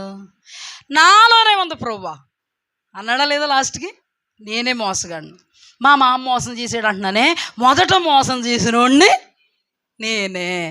ఎవరిని నాయనా? మా నాన్నను మా అన్నను మోసం చేసినోడిని నేనే. ఎటువంటి సందర్భంలో నాయన? మా అన్నయ్య ఆకలితో వచ్చినప్పుడు జ్యేష్ఠత్వం ఇచ్చే లాగేశా. మా నాన్న మా అన్నయ్యతో చెప్పినప్పుడు మా అన్నయ్య వేటాడడానికి వెళ్తుంటే కాయ కష్టం లేకుండా రెక్కల ముక్కలు చేసుకోకుండా మా మమ్మీ చక్కగా ఉండి పెడితే వెళ్ళి శీఘ్రంగా నీ దేవుడైన యెహోవా నా ముందుకు తీసుకొచ్చాడన్న. ఆ రోజు మొదలుకొని ఈ రోజు వరకు నా బ్రతుకే మోసం. హల్లెలూయా. నా జీవితమే మోసం ప్రభువా. ఎంతవరకు నేను ఆళ్ళు చూసి వీళ్ళు చూసి ఈడేదో చేశాడు, ఆమె ఏదో చేసింది, ఆయన ఏదో చేశాడు, ఈ వెనకాల ఉన్నవాడు ఏదో చేశాడు అని అనుకున్నాను. కానీ ప్రభువా నువ్వు సుప్రీం. హల్లెలూయా. నేను ఏది చేశానో అది నాకు తేట తెల్లంగా తెలియపరచడానికి నువ్వు క్రియ చేశావు. హల్లెలూయా. ఇటువంటి అనుభవాల్లో ఇక్కడ ఉన్నవాళ్ళు చాలామంది ఉన్నారు. ప్రభువు నాకు తేట తెల్లంగా బయలుపరిచినటువంటి అంశము. మేలా క్షేమమా కొట్టించుకొని ఊరుకునిది. ఎప్పుడు సెటరేట్ అయ్యాడండి యాకోబు? ఒక్క కొట్టు కొట్టాక సెటరేట్ అయ్యాడు. ఏమంటే చాలామంది కొడితే కానీ సెటరేట్ అవ్వరండి. ఎవరు? సంసోనును దేవుడు ఒక ఉద్దేశంతో ఏర్పాటు చేసుకుంటే సంసోను ఇష్టం వచ్చినట్టుగా ఉన్నంతసేపు దేవుడు కొట్టలేదు కదా. అందుకని పాపం బుద్ధి జ్ఞానం వచ్చిందా? రాలే. ఒక్క కొట్టు కొట్టాక వచ్చిందండి బుద్ధి. ఎక్కడ తిరిగాడు కొట్టుకుట్టాక? కఠినంగా ఉన్నాయన్న మాటలు జాగ్రత్త సుమా. ప్రభువు నాకు ఏదైతే బయలుపరిచాడో అదే నేను ప్రకటిస్తాను. మనుష్యులకు భయపడుదానని కాదు. అది మీకే ఇరుక, మీకే తెలుసు. సంసోను ఒక్క కొట్టు కొట్టే వరకు తిరగలేదండి దేవుడి వైపుకి. దేవుడే కానీ కొట్టకపోతే ఇంకా ఏ మైకుల్లో ఉందుడు? ఆ మైకుల్లోనే ఉందుడు. కొట్టించుకోవద్దు. తొడగూడు వసిలిందండి యాకోబుకి. కొట్టించుకోవద్దు. సంసోను ఉండడానికి మనిషే కానీ మొత్తం కోల్పోయాడు. కొట్టించుకోవద్దు. కొట్టించుకోకుండానే నా మాట వినుడని చెప్తున్నటువంటి దేవుని మాటకు లోబడు. వీటన్నిటి నుండి తప్పించుకుంటావు. కరుణా సంపన్నుడైన దేవుడు నిన్ను హత్తుకుంటాడు, నిన్ను ముద్దాడతాడు. నీకేం కావాలని పరలోకపు తండ్రికి తెలియను. ఆయన చిత్తానుసారంగా నీకు ఏది కావాలో ఆయన ఇచ్చినప్పుడు నువ్వు పొందుకో. హల్లెలూయా. నీకు మేలు కలుగుద్ది. మనం కూరగాయలు కట్ చేస్తున్నప్పుడు మన పిల్లలు నేను కట్ చేస్తా అంటారు కదా. మా శైలి ఎన్నిసార్లు నేను కట్ చేస్తాను మమ్మీ. మామిడి పళ్ళు కట్ చేస్తున్నప్పుడు నేను కట్ చేస్తాను మమ్మీ. టీ ఏదన్నా పెడుతున్నప్పుడు, వంట చేస్తున్నప్పుడు ఆ స్టవ్ వెలిగిస్తాను మమ్మీ అని. ఇంతకుముందు ఇచ్చాను అనుకో, నేను ఏం చేసుకుందును? అమ్మాయి ఘాట్లు పెట్టుకుందును, రక్తం వచ్చును. మళ్ళీ రక్తానికి నేనేం చేయాలి? నేనే నా మాట వినలేదు అమ్మాయి. ఏం జరిగింది? గాయమైంది. ఆ గాయాన్ని కట్టేది కూడా నేనే. అలాగే దేవుడు కూడా బాబు నా మాట వినండి అన్నాడు అనుకో, మేము వినం అన్నారనుకో, గాయాలు అయ్యేది ఎవరికి? ఈకేనా కట్టేది ఎవరప్పుడు? అందుకే వాక్యంతో కడుతున్నాడు. హల్లెలూయా. ఆల్రెడీ గాయాలయ్యాయి, వాక్యంతో కడుతున్నాడు. కట్టించుకోండి, బాగుపడతారు. డాక్టర్ గారు గాయం చేసేటప్పుడు స్పిరిట్ వేసేటప్పుడు ఎలాగుంటుంది? కసమ్మగా ఉండదు, ఇలాగే ఉంటుంది, కఠినంగా ఉంటుంది. చాలా ఇదిగా ఉంది. ఆ గాయం కంటే ఈ స్పిరిట్ వలన వచ్చేటువంటి మంట ఏమైపోయింది? ఎక్కువైపోయింది. నాకు వద్దు, నాకేం కట్టద్దు అని పోయేవనుకో, పుండు ఎక్కువైపోద్ది, సెప్టిక్ అయిపోద్ది. ఆ తర్వాత డాక్టర్ గారు అంటారు, ఏం లేదమ్మా, కాలు తీసేద్దాం. అవునా కదా? ఏమా మీరమ్మా, ఎంత బాగా వింటున్నావు తల్లి, అంతేనా కదా? అంత ఎందుకంటావు? నీ కాలు తీసుకోవడానికి ఎవరి కారణం? డాక్టర్ మీద కానీ పడ్డావు కనుక, తీసినోడి మీద. మొత్తం మనిషి అంతా కుళ్ళిపోతావని కాలుతో సరిపెట్టేశాడు. ఆ కాలు తీయపోతే మనిషి అంతా ముందే పోతావు. 10 సంవత్సరాలు బతికిదాను, 2 సంవత్సరాల్లోనే గయ. జాగ్రత్త సుమా. గాయానికంటే స్పిరిట్ వేసి రుద్దడం, కట్టడం చాలా ఎలా ఉంటుంది? కష్టంగా ఉంటుంది. ఇప్పుడు కూడా మన గాయాలు రేగుతున్నట్టు ఉంటుంది. వాక్యం చెప్తుంటే ఎలా ఉంటుంది గాయాలు? దానికంటేనండి దేవుడు మాట్లాడుతుంటేనండి, అది మీరు మాట్లాడుతుంటే చాలా ఘాటుగా ఉంటుందండి. స్పిరిట్ వేయించుకో, కట్టించుకో, కట్టు, త్వరగా మారిపోద్ది. హల్లెలూయా. దేవునికి స్తుతి కలుగుగాక. కట్టే డాక్టర్ని తిట్టుకో, ఇంకెప్పుడు వైద్యం దొరకదు నీకు. జాగ్రత్త. డాక్టర్ గారికి దూరం అయిపోతే వైద్యం దొరకదు. అర్థమైందా? దొరుకుతుందా? దొరకదు. డాక్టర్ గారికి అనుకూలంగా ఉంటే వైద్యం దొరుకుతుంది. ప్రభు ఎంతగానో మనతో మాట్లాడుతున్నాడు. హల్లెలూయా. మన బ్రతుకుల్లో దేవుని మాట వినాలి. హల్లెలూయా. నా మాట వినుడి. అందుకేనండి ఆకాశ పక్షులు కాకోలములు తమ స్వభావాన్ని పక్కన పెట్టి ఆయన మాట విన్నాయి. తమ స్వభావాన్ని బట్టి తమ మాట తాము వినలే, అందుకే శ్రేష్ఠులయ్యాయి. అంతకంటే శ్రేష్టతను సంపాదించాలంటే ఇది నాన్న ప్రభువు నీతో మాట్లాడుతున్నాడు. నా మాట వినుడి. మీకేది కావాలో నాకు తెలుసు. అబ్రహాముకి కుమారుడు కావాలని తెలుసు, ఆయన కనుసైగల్లో ఇస్సాకున్నాడు. హల్లెలూయా. యాకోబు ఆశీర్వాదం కావాలని దేవునికి తెలుసు, ఆయన కనుసైగలలోనే యాకోబు ఉన్నాడు. మధ్యలో వాళ్ళ యొక్క యామరిపాటు, వాళ్ళ యొక్క జ్ఞానదశ వలన అనుభవించకూడనటువంటి అనుభవాలను, కార్యాలను వారు అనుభవించి మనకి హెచ్చరికను అనుగ్రహిస్తున్నారు. అందుకని ఇప్పుడు కూడా మనం చాలా జాగ్రత్తగాను, సీరియస్గాను దేవుని వాక్యాన్ని తీసుకోగలగాలి. హల్లెలూయా. 3వ సందర్భాన్ని మీ ముందు పెడతాను. 3వ సందర్భంలో మనం ఎవరిని చూడగలుగుతాం? యోసేపును చూడగలుగుతాం. హల్లెలూయా. హల్లెలూయా. ఇప్పుడు ఈ ఇద్దరు మనకి హెచ్చరిక అయితే, ఇప్పుడు మనము ధ్యానం చేసుకోబోతున్న వాళ్ళు మనకి మాదిరి, క్షేమం. హల్లెలూయా. యోసేపు దేవుని డిజైనింగ్లో ఉన్నాడు. దేవుడే చెప్పాడు, యోసేపా నిన్ను సింహాసనసీనుడిగా చేస్తాను. యోసేపా నీ తల్లిదండ్రులు, నీ యొక్క అన్నదమ్ములు నీకు సాష్టాంగపడేలా నేను చేస్తాను. హల్లెలూయా. అంటే యోసేపు పుట్టక మునిపే, యోసేపు విషయంలో దేవుడు పుట్టిన మొదలుకొని చచ్చే వరకు ఆయన డిజైన్ చేసి పుట్టించాడు. హల్లెలూయా. పుట్టించిన తర్వాత అతని యొక్క జీవితం ఎన్నెన్ని మెలుకులు తిరిగిందో మనకి తెలుసు. ఒక సందర్భానికి వచ్చేటప్పటికి పొతీఫర్ భార్య దినము మాటలాడసాగాను. యోసేపు రూపవంతుడని తెలిసి యోసేపా అని అతనితో శయనించడానికి అతన్ని ప్రేరేపించడం మనం చూడగలుగుతాం. కానీ అతడు ఆమె మాటను విన్నవాడు కాడు. హల్లెలూయా. అక్కడ రాయబడి ఉంది, ఆమె మాట విననొల్లక. ఆదికాండము 39వ అధ్యాయము 7 నుండి. అటు తరువాత అతని యజమానుడి భార్య యోసేపు మీద కన్ను వేసి తనతో శయనించమని చెప్పాను. అయితే అతడు ఒప్పక నా యజమానుడు తనకు కలిగినదంతయు నా చేతికి అప్పగించిన కదా, నా వశమున తన ఇంటిలో ఏమున్నదో అతడు ఎరగడు. ఈ ఇంటిలో నాకంటే పైవాడు ఎవడునూ లేడు. నీవు అతని భార్యవైనందున నిన్ను తప్ప మరి దేనిని నాకు అప్పగింపక ఉండలేదు. కాబట్టి నేనెట్లింత ఘోరమైన దుష్కార్యము చేసి దేవునికి విరోధంగా పాపం కట్టుకుందునని తన యజమానుని భార్యతో నేను. దినదినము ఆమె యోసేపుతో మాట్లాడుచుండెను గాని అతడు ఆమెతో శయనించుటకైనను ఆమెతో ఉండుటకైనను ఆమె మాట విన్నవాడు కాడు. 8 చూడండి, 8లో అయితే అతడు ఒప్పక. 11లో ఆమె మాట విన్నవాడు కాడు. అబ్రహాం ఎవరి మాట విన్నాడు? యాకోబు ఎవరి మాట విన్నాడు? యోసేపు ఎవరి మాట వినలేదు? పొతీఫర్ భార్య మాట వినక. చూడండి ప్రభు బయలుపరుస్తుంటే ఎలా బయలుపరుస్తున్నాడు.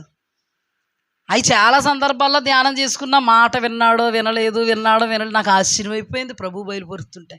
అందరి ఉన్నాయి. విన్నాడు ఇక్కడ విననొల్లక. వింటే ఏమవుతుంది తెలుసా? అబ్రహాములాగా నడినెత్తి మీద నిప్పులో కొంపట తెచ్చిపెట్టుకుందుడు. యాకోబులాగా నడినెత్తి మీద నిప్పులో కొంపట తెచ్చిపెట్టుకుందుడు. ఆ నిప్పులో కొంపట నిలువెల్లా కాల్చేద్దును. కానీ తిప్పలు తెచ్చుకోలేదండి. హల్లెలూయా. పొతీఫర్ భార్య మాట విననొల్లక ఇట్టి దుష్కార్యము నేను ఎలా చేతును. ఎవరి మాట విన్నాడు? దేవుని మాట. హల్లెలూయా. ఇక్కడ దేవుని మాట ఉంది, ఇక్కడ పొతీఫర్ భార్య మాట ఉంది. ఏ మాట విన్నాడమ్మా? అందుకేమయ్యాడు? సింహాసనం ఎక్కగలిగాడు. ప్రభు అంటున్నాడు, నీకు ఏది కావలేనో పరలోకపు తండ్రికి తెలుసు, మొదట ఆయన మాట విను. ఏమి చెయ్యాలో యోసేపును పరలోకపు తండ్రికి తెలిసిందే కాబట్టి యోసేపు మొదట దేవుని మాట విన్నాడు. గనుకనే దేవుడు డిజైన్ చేసినటువంటి ఆ డిజైనింగ్లో తన యొక్క జీవితాన్ని నిలుపుకోగలిగాడు. యోసేపు మనందరికి మాదిరిగా ఉండగలిగాడు. అబ్రహాములాగా నిప్పుల కుంపటి నెత్తి మీద పెట్టుకున్నవాడు కాడు. యాకోబులాగా నిప్పుల కుంపటి నెత్తి మీద పెట్టుకున్నవాడు కాడు. హల్లెలూయా. అతడు అయితే గీతే శోధింపబడ్డాడు, యోబు శోధింపబడినట్టుగా. అంతేగాని ఆ కన్నీటికి తానే కర్త కర్మ క్రియగా లేడు. దీనికి దానికి చాలా వ్యత్యాసం ఉంది. వాక్యం అంతా ఒకటి కాదు, కోణాలన్నీ ఒకటి కాదు. హల్లెలూయా. ఎంత వ్యత్యాసం ఉందండి? చాలా వ్యత్యాసం ఉంది. మరుక్షణం ఎక్కడికి వెళ్ళాడు? సింహాసనం ఎక్కాడు. మరుక్షణం ఏ అమ్మాయిని ఇవ్వాలో దేవుడికి తెలిసి ఐగుప్తు దేశంలో ఒక ఉన్నతమైనటువంటి అమ్మాయిని ఇచ్చాడు. అక్కడ 2 కుమారులు ఇచ్చాడు. దేవునికి తెలుసు యోసేపుని ఎలా డిజైన్ చేయాలో. పుట్టక ముందే డిజైన్ చేశాడు. ఆయన ఎక్కడ ఎక్కాలి సింహాసనం, ఆయన భార్య ఎవరు రావాలి, ఆయనకి పిల్లలు ఎవరు రావాలి, అన్నీ ఆయన కనుసైగలలో ఉన్నాయా లేదా? తన ఆలోచన ప్రకారం చేసుకుంటే జరుగునా? ఆ డిజైనింగ్లో ఏమయ్యాడు? నిలవబెట్టబడ్డాడు. నీకేది కావాలని పరలోకపు తండ్రికి తెలియను, మొదట ఆయన మాటను విను. అదే ఆయన చిత్తం చేయడం, అదే ఆయన రాజ్యాన్ని వెతకడం. మనకు తెలుసు కాబట్టి చిన్నగానే చెప్పేస్తున్నాను ఇవి. మరొక సందర్భాన్ని ధ్యానం చేసుకుందాం. ఇది చివరి సందర్భం. దావీదు మనందరికీ తెలుసు. దావీదు దేవుని కనుసైగల్లో ఉన్నాడా లేదా? ఎంతవరకు మనం విత్తబడినటువంటి వాక్య భాగాన్ని బట్టి దావీదును దేవుడు ఎలా డిజైన్ చేయాలో అలాగ డిజైన్ చేశాడు. హల్లెలూయా. దేవునికి స్తుతి కలుగుగాక. కొన్ని దినాలు అతడు గొర్రెల కాపరిగా ఉండాలని డిజైన్ చేశాడు. మరికొన్ని దినాలు అతడు రాజుగారి దగ్గర సైనికుడిగా ఉండాలని డిజైన్ చేశాడు. అతని ద్వారా దేవుడు ఇజ్రాయేలీలకు గొప్ప విజయాన్ని ఇవ్వాలని డిజైన్ చేశాడు. గొలియాతును జయించగలిగేటువంటి ఆ విజయోత్సవముకు కారకుడుగా దావీదుని నిలబెట్టాలని డిజైన్ చేశాడు. ఆ తర్వాత దినాలలో దేవుడు అతన్ని సింహాసనం ఎక్కించాలని డిజైన్ చేశాడు. ఆయన డిజైనింగ్లో ఆదిన అంతం వరకు దావీదు ఉన్నాడా లేదా? తప్పాడా? నిప్పులు కొంపడు తెచ్చుకున్నాడా? దేవుడు ఎలా డిజైన్ చేశాడో ఆ డిజైనింగ్లో ఒదిగిపోయాడండి. హల్లెలూయా. ఎందుకు వదగలిగాడు? దేవుని మాట మొదట విన్నాడు. హల్లెలూయా. ఎవరి మాట వినలే. ఒక సందర్భంలో ఏం జరిగిందో తెలుసా? దావీదు దేవుడు అభిషేకించుకున్న తర్వాత, ఆ తర్వాత దేవుడు దావీదులో ఉన్నటువంటి విశ్వాసాన్ని బట్టి దేవుడు కార్యం చేసి గొలియాతు మీద గొప్ప విజయాన్ని ఇచ్చాడు.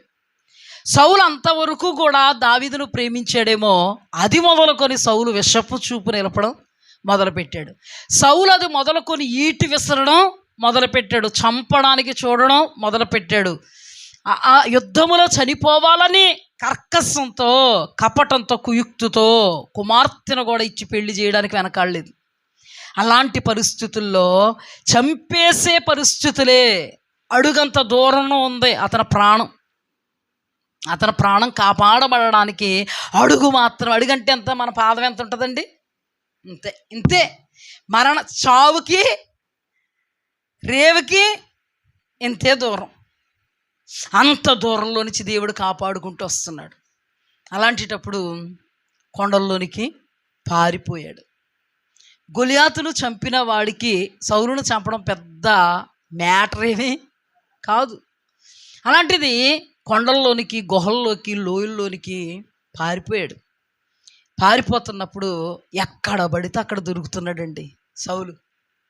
ఎక్కడ పడితే అక్కడ దొరుకుతుంటే దేవుని మాటకు లోబడ్డాడు, కానీ తన ప్రేరణకు కానీ, తన ఆలోచనకు కానీ, లేకపోతే పక్కోళ్ళు ఇచ్చే ఆలోచనలకు కానీ గురవ్వలేదు. అభిషై అనేటువంటి ఒక వ్యక్తి అంటాడు, రాజా, నేను దేవుడు అభిషేకించుకున్నాడు కదా, ఆ సింహాసనం మీద కూర్చోవలసినోడు నువ్వేమో కొండల్లో, గుట్టల్లో, లోయల్లో, లోతుల్లోనేమో అనాముకుల్లాగా పరుగులెడుతున్నావు.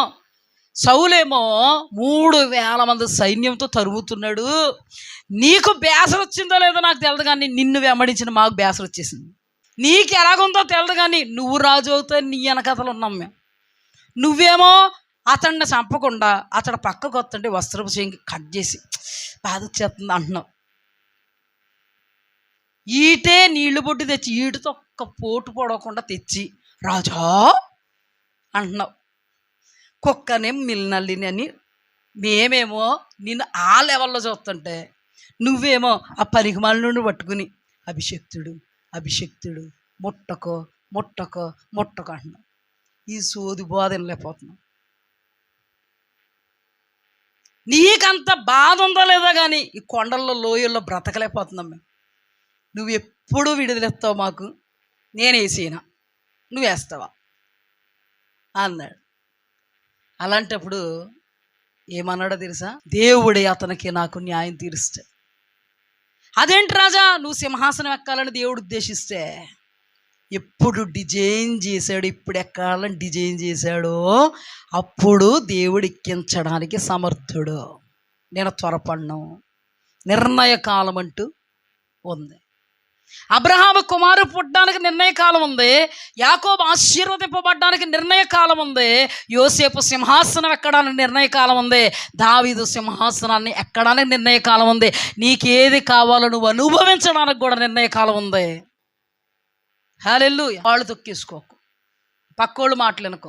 కొంతమంది అంటే పక్కోళ్ళు మాటలు విని ఏమైపోతారు, ఊగిపోతారు. ఇంకా ఈ మధ్యకాలంలోని గాలి ఎత్తుంటే చెట్లు ఎలా ఊగిపోతున్నాయి చూసారా? పట్టుకోగలమా? దాన్ని పట్టుకుంటే మనం ఊగిపోతాం, పట్టుకునే ప్రయత్నం చేయలేం. వీళ్ళు ఎందుకు ఊగిపోతున్నావయ్యా నువ్వు? పక్కింటోడు ఇలాగ అన్నాడండి, మీదకొచ్చి తిడుతున్నారండి. ఊగకపోతే ఏం చేస్తాం? నిన్ను మేము పట్టుకుంటే మేము ఊగుతాం, అందుకే పట్టుకోం. అర్థమైంది మీకు? ఇక్కడ పక్కోళ్ళు ఊపుతున్నారు, ఊగేసాడండి ఈయన. ఊగితే ఎలా ఉండును? వేరుగా ఉండును.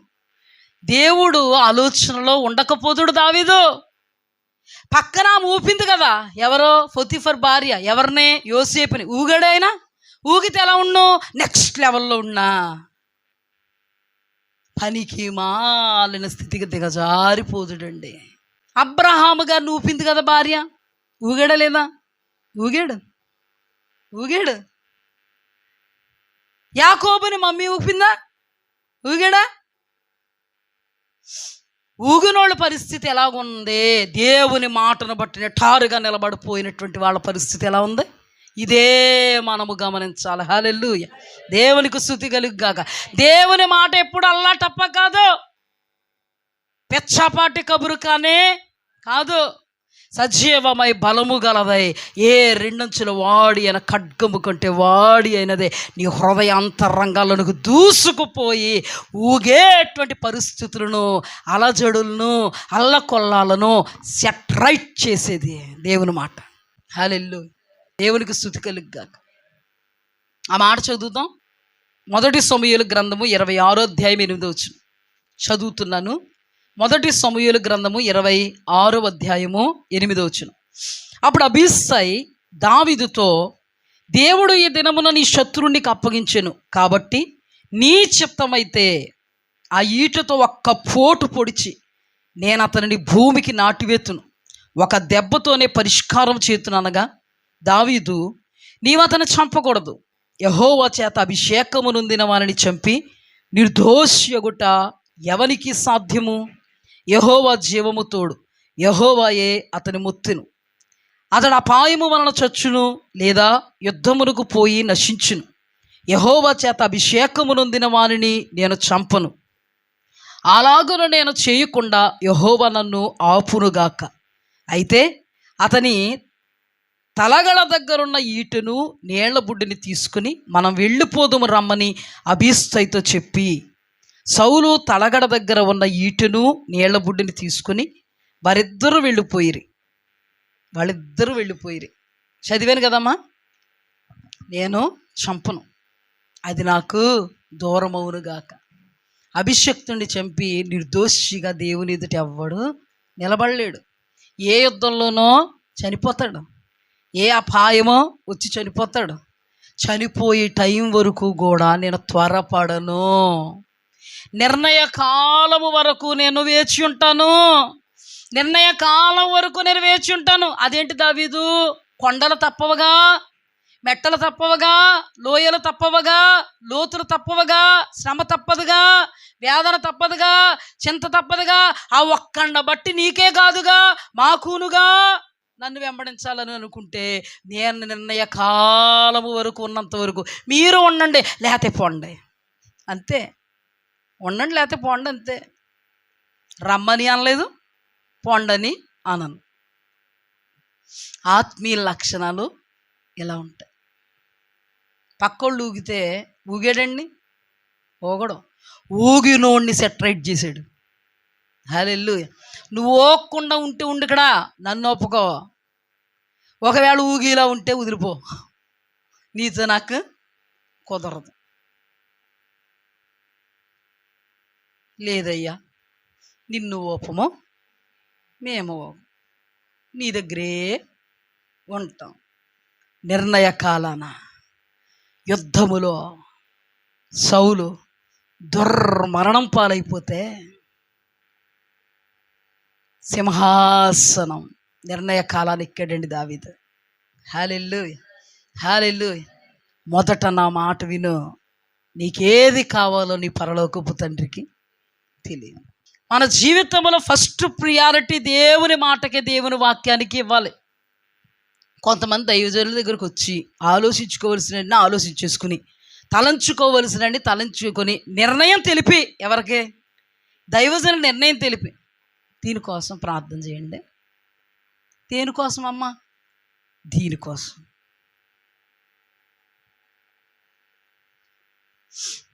కొంతమంది వచ్చి, ఏమీ లేదమ్మా, ఇలా ఉన్నాయి పరిస్థితులు, ఎలా ఉన్నాయి ఆలోచనలు, దేవుని చిత్తమే నాకు జరగాలి, మీరు దైవజనులు మా పక్షంగా చేతులు ఎత్తారు కాబట్టి వచ్చాము, దేవుడి చిత్తమే చేయండి. హల్లెలూయా, దేవుని చిత్తం కోసం ప్రార్థన చేయండి అన్నారు. హల్లెలూయా అన్నారు కాబట్టి దేవుని చిత్తం జరిగింది, పొందుకున్నారు. హల్లెలూయా. కంగారు పడలే, కాళ్ళు దొక్కేసుకోలేదు, ఇదే చెయ్యండి అనలేదు ఎవరు మమ్మల్ని. ఏమంటే పలానా అబ్బాయి కోసమే చేయండి ప్రార్థన అని అన్నవాళ్ళు ఎవరు లేరు మా దగ్గరికి వచ్చి. పలానా అమ్మాయి కోసమే చేయండి అన్నారా మీరు ఎవరన్నా? దైవ చిత్తం కోసం అడిగారు మీరందరూ. హల్లెలూయా. అందుకే మా వాళ్ళు గనులు అనుకుంటున్నాం. భాగ్యవంతులు, శ్రీమంతులు, దైవ చిత్తానికి మొట్టమొదట ప్రియారిటీ ఇచ్చేటువంటి వాళ్ళు. ఎందుకో తెలుసా? ఆది నుండి మనం దేవుడి మీద ఆధారపడినోళ్ళు. హల్లెలూయా, దేవునికి స్తుతి కలుగుగాక. ఎప్పుడు కూడా మనం దేవుని మాట వినాలి తప్ప ఎవ్వరి మాట వినకూడదు. వాగ్దానపు స్వాస్థ్యం విషయంలో దేవుని మాటే వినాలి. ఇప్పుడు మనకి ఇచ్చిన వాగ్దానం ఎవరిచ్చారు? దేవుడిచ్చారు. ఆ వాగ్దానకు విరోధమైన మాట ఎవరి ద్వారా వినబడినా నువ్వు వినకూడదు. హల్లెలూయా. పరిస్థితులన్నీ ప్రతికూలమైపోయినా నువ్వు వినకూడదు. నీ కన్న తల్లే వచ్చి చెప్పినా, తండ్రే వచ్చి చెప్పినా, కట్టుకున్న భర్తే వచ్చి చెప్పినా, భార్య వచ్చి చెప్పినా, దేవుని మాట ఎక్కడుంది? నీకు ఒక ప్రక్క ఉంది. నువ్వు దేనికి ప్రియారిటీ ఇవ్వాలి? అప్పుడే దేవుని వాగ్దానాన్ని నెరవేర్చి చూపుతాడు. హల్లెలూయా. లేకపోతే దేవుడు వాగ్దానాలు ఎక్కడికి వెళ్ళిపోతాయి? గాలికి. నీ కథ ఏమైపోద్ది? ఎండకి కంచికి అన్నట్లకి వెళ్ళిపోద్ది. ఎప్పుడు కూడా మొట్టమొదటగా దేవుని వాగ్దానం ఇస్సాకు. హల్లెలూయా. ఆ వాగ్దానం విషయంలో పక్క త్రోవ పట్టాడు భార్య మాట విని. ఈ రోజున దేవుడు దీనిలో నుండి నీతో మాట్లాడుతున్నాడు. నీ వాగ్దానం, నీ ప్రవచనం, నీతో దేవుడు మాట్లాడిన మాట గట్టిగా పట్టుకో. హల్లెలూయా, హల్లెలూయా. నిన్ను కన్ఫ్యూజ్ చేయడానికి ఎలా వస్తాడు సాతానుడు? కుయుక్తితో వస్తాడు. హవ్వమ్మ దగ్గరికి అందంగా నడుచుకుని వెళ్ళినట్టుగా నీ దగ్గరకు కూడా అక్కమ్మ ద్వారానో, చెల్లమ్మ ద్వారానో, పిల్లమ్మ ద్వారానో, పీతమ్మ ద్వారానో వస్తాడు. కానీ నీ వాగ్దానాన్ని నువ్వు మరవకు. నీకు వాగ్దానం ఇచ్చిన దేవుడు ఆ వాగ్దానాన్ని ఎలా నెరవేర్చాలో, ఎప్పుడు నెరవేర్చాలో ఆయన కనుసైగుల్లో ఉంది. అబ్బే లేదండి, ఆయన వాగ్దానం ఇచ్చాడంటే నేనే నెరవేర్చుకోవాలి. ఇప్పుడు ఎలా మరి? వాగ్దానం నెరవేరాలంటే నేనే చెయ్యాలా? ఏం చేయాలా? రివర్స్ అయిపోతావు, జాగ్రత్త. చాలా సందర్భాల్లో సాతానుడు చాకచక్యంగా వస్తాడండి. అబ్రహాం దగ్గరికి ఎలా వచ్చాడు? చక్కగా అజ్ఞానపు ఆలోచనతో. అది వాళ్ళకి అజ్ఞానం అని తెలియలేదు. ఎంత బాగా మాట్లాడుతుందో. మనం ముసలోళ్ళం అయిపోయాం, మనకు పిల్లలు పుట్టరు. తెలుసా నీకు?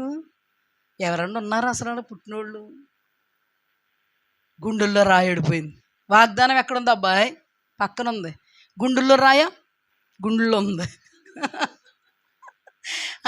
ఏది ప్రభావితం చూపింది? ఇది ఇంకెక్కడ ఉంది, ఇది ఇందులోకి వచ్చి పడింది. ఇప్పుడు ఎలాగా తీసేసుకోవాలా? అయ్యి బాబాయ్, నిజమే, మంచి ఆలోచన చెప్పావు భార్య, నిజమే కదా. అదును చూసుకుని వస్తాడు. నువ్వేదనుకుంటున్నావో దానికి సెట్ రైట్ అయ్యేలాగా వస్తాడు. నువ్వు ఫలానా అనుకుంటే ఫలానా దగ్గర నుంచి వస్తాడు. నువ్వేదో సాదృశ్యం అనుకుంటే అక్కడి నుంచి వస్తాడు. అందుకని వాగ్దానాన్ని గట్టిగా పట్టుకో. ఒక్కటే చెప్పు దేవునితో, ప్రభువా, అజ్ఞానిని కాదు, అవివేకిని కాదు, మందమతిని కాదు, నీ మాట నా దగ్గర ఉంది, ఎలా నెరవేర్చాలో నీకు తెలుసు. నా అడుగు జాడలు నీ అడుగు జాడల్లో నడిపించు. హల్లెలూయా, హల్లెలూయా. వరెప్ప పాటైనా పక్కకి తొలగిపోకుండా నా చేయబట్టుకో. హల్లెలూయా. నా వెన్ను తట్టు, నన్ను ఆలోచనతో నడిపించు. వేరే తలంపుకి నాలో చోటు లేదు, ఊహక లేదు, ఉద్దేశక లేదు, అక్కక లేదు, చెల్లిక లేదు, చెల్లమ్మక లేదు, భర్తక లేదు, భార్యక లేదు. నీకే నేను సరెండర్ అయిపోతున్నానంటే దేవాది దేవుడు నిన్ను తోసేస్తాడా, కౌగిలించుకుంటాడా? చెప్పు మాట, చెప్పు మాట. కౌగిలించుకుంటాడు. నువ్వు పక్కకి వెళ్ళవు, ఎట్టి పరిస్థితుల్లో పక్కకి వెళ్ళవు. నీ వాగ్దానాన్ని గట్టిగా పట్టుకో. హల్లెలూయా. వాగ్దానం ఇచ్చిన వాడే అన్నాడు, మాట తప్పడు. ఆ వాగ్దానాన్ని ఇప్పుడే నెరవేర్చే ప్రభు అని అనుకోకో, తేడా వచ్చేద్ది. దేవుడు ఒక బిడ్డ గర్భం ధరించిన తర్వాత దేవుడు ఎన్ని నెలలు పెట్టాడండి? కుక్కకు కూడా కొన్ని నెలలు పెట్టాడు, కోతుకు కూడా పెట్టాడు, పక్షికి పెట్టాడు, గేదెకి, ఆవుకి, దూడకు పెట్టాడా? మరి దూడంటూ అంటారేంటి? పెట్టాడు దేవుడు. అంటే ఎవరిని ఎలా డిజైన్ చేశాడు ఆయనకి తెలుసు. మనిషికి ఎన్ని నెలలో, ఆవుకి గేదెకి ఎన్ని నెలలో తెలుసు. అంతేగాని మనిషికి 9 నెలలు కదా, ఆవు దగ్గరికి వెళ్ళి దూడ దగ్గరికి వెళ్ళి 9వ నెలలోనే డెలివరీ అయిపోవాలి ఇప్పుడు అన్నామంటే సచ్చు చెద్దలు. అవునా కదా?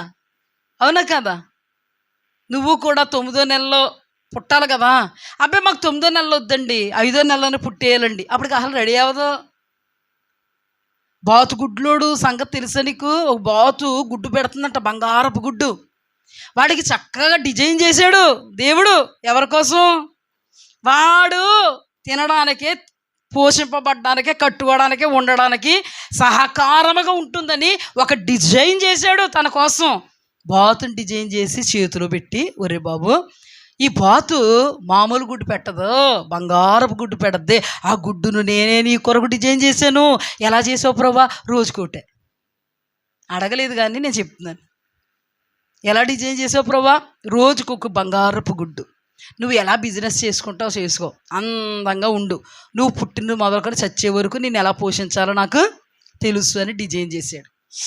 రోజుకొక బంగారపు గుడ్డు పెడతంటే ఈ బంగారు బాతు గుడ్డును పట్టుకెళ్ళి బిజినెస్ చేసుకుని చక్కగా ఉన్నాడండి. ఇంటికి ఒక కుబేరుడు వచ్చాడు. అట్లకు పడగలెత్తినాడు ఆడు. వీడు బిజినెస్ చేసుకుంటే కానీ, కాయ కష్టం చేసుకుంటే కానీ, రెక్కల ముక్కలు చేసుకుంటే కానీ, అమ్ముకుంటే కానీ కథ నడవదు. కానీ తనకి చక్కగా నడిచిపోతుంది కథ. ఎలాగా? చక్కగా నడిచిపోతుంది. పక్కింటికి కుబేరుడు వచ్చాడు. ఏ ఇంటికి వచ్చాడో ఆ ఇల్లు పడగొట్టాడు. మామూలు ఇల్లు కదా, ఫస్ట్ రెంట్కి వస్తారు కదా. పడగొట్టాడు. పడగొట్టిన దగ్గర 4 అంతస్తుల బిల్డింగ్ లేపాడు. హల్లెలూయా! ఎంత బాగుంది కదా. 4 అంతస్తుల బిల్డింగ్ చూసేటోడికి ఈడికి ఒక్క బంగారు బాతు గుడ్డు అమ్మితే ఇంత వస్తుంది. నా పక్కకు వచ్చి 4 అంతస్తుల బిల్డింగ్ కట్టుతాడా? ఒక్క బంగారపు గుడ్డే ఇన్ని అయితే ఎప్పటి నుంచి పెడుతుంది ఇది? కొన్ని సంవత్సరాల నుంచి పెడుతుంది. అయితే ఇన్ని సంవత్సరాల నుంచి ఇన్ని బాతుగుడ్లు అమ్మాను నేను. ఒక్కసారి బాతును కోస్తే ఆ బాతు కొడుపులో ఇన్ని సంవత్సరాల నుంచి ఎన్ని గుడ్లు పెట్టింది? ఎన్ని సంవత్సరాలకు పెట్టే గుడ్లు ఉంటాయి. కోసి ఇప్పుడు ఏం చేయాలా? పక్కింటోడు ఇళ్ళు మీద ఇల్లు కట్టాడు, నేను 6 అంతస్తుల బిల్డింగ్ కట్టాలి అని అనుకుని కోసేసాడంట. అద్భుతం ఏంటో తెలుసా? ఒక్క బాతు గుడ్డు కూడా దొరకలేదు. దేవుడు నిన్ను ఎలా డిజైన్ చేశాడు? ఆ గుడ్డు ఎప్పుడు డిజైన్ అవుతుంది? పరిపక్వం అయినప్పుడు అది పెడద్దు కదా. నీకు కంగారు వచ్చి ఏం చేసావు? కోసేసావు. అలా డిజైన్ చేయలేదు నిన్ను. ఆడినేమో అలా డిజైన్ చేశాడు కాబట్టి వాడున్నాడు. వాడిని చూసి నువ్వేం చేసావు? దేవుడు నీ కొరకు ఉద్దేశించింది ఇప్పుడు ఏమైంది? 0 అయ్యింది. నువ్వేమయ్యావు చెప్పనా? బెకారి అయ్యా, దరిద్రుడు అయ్యా. ఇప్పుడు ఏం చేస్తావు? బాతుగుడ్డ రాదు, అది దేవుడు కృపా వరం నీకు ఇచ్చింది. హల్లెలూయా! నేడు దినాన దేవుడు నీ జీవితాన్ని నీకు కృపావరంగా ఇచ్చాడు. హల్లెలూయా! నిన్ను ఎలా డిజైన్ చేశాడు? ఆ డిజైనింగ్లో నువ్వు ఉంటే నీకు క్షేమము, దేవునికి మహిమ. ఎవరినో చూసి కాదు, వచ్చేయాలని కాదు, నాకు ఇప్పుడే కావాలి అని కాదు. ఇంతకుముందు చెప్పాను కదా, ఒక కొడుకంట నాకు బైక్ కావాలి, బైక్ కావాలని కింద మీద కింద మీద కింద మీద కింద మీద పడిపోయాడంట. తండ్రికి స్తోమత లేకపోయినా బైక్ కొనిచ్చాడంట. అంత కింద మీద పడిపోయినాడు. ఎందుకో తెలుసా? వాడు కొన్నాడు డ్రమని వెళ్ళిపోతున్నాడు. ఎంత సౌండ్ వచ్చేస్తుందో. నాది కూడా సౌండ్ వచ్చేయాలని నాన్న కొన్న బైక్ని మరోలా డిజైన్ చేసుకుని సౌండ్ వచ్చేసేలాగా చేసుకుని ఆ సౌండ్తో వెళుతూ సింత సెట్ని గుద్దేశాడంట. ఇప్పుడు ఏమైంది పాపం? ఎక్కడున్నాడో తెలుసా? హాస్పిటల్లో గంగావతిలో జాయిన్ చేశారు. బండి ఎక్కడికి వెళ్ళింది తెలుసా? గుజిడి షెడ్డుకు కూడా పనిచేయదు అన్నాడంట. గుజిడి పాస్ సామాన్లు కొంటాం అని వస్తారు కదా. అయ్యో, మన బ్రతుకులు కూడా అంతే. ఏడ్చి పొందుకోకు. గడిచిన వారాల్లో మాట్లాడుకున్నాం, నాశనం అయిపోతావు, జాగ్రత్త. ఆకుల కంటే శ్రేష్టతను కలిగి ఉండు, ఆయన మాట విను. గడిచిన వారం మాట్లాడుకున్నాం, జాగ్రత్త. ఈ దినం ప్రభు నీతో మాట్లాడుతున్నాడు. నీకేది కావాలో పరలోకపు తండ్రికి తెలియను. తొందరపడకో, కాళ్ళు తొక్కుకోకో, వాళ్ళ మాట వీళ్ళ మాట వినకో, నా మాట విను, బాగుపడతావు. హల్లెలూయా! లేకపోతే బాగు లేకుండా అయిపోతావు.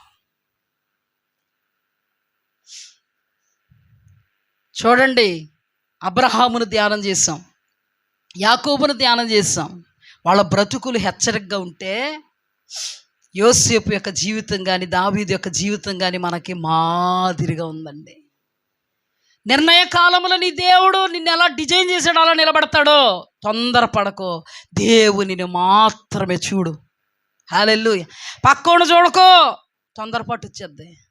ఎదురింటోడు చూడకో, ఏమైపోద్ది, టెన్షన్ పెరిగిపోద్ది. ఈ పక్కోడు చూడకో, కాళ్ళు తొక్కేసుకుంటావు. వెనకాలను చూడకో, ఎల్లకితల పడిపోతావు. ఎవరిని చూస్తావు? ప్రభువా, నా తల్లి గర్భమందు నేను ఉద్భవింపబడక మునిపే నేను ఎలా ఉండాలో పుట్టుకు మొదలుకొని చచ్చేంత వరకు కూడా నీ కనుసైగలలో ఉంది.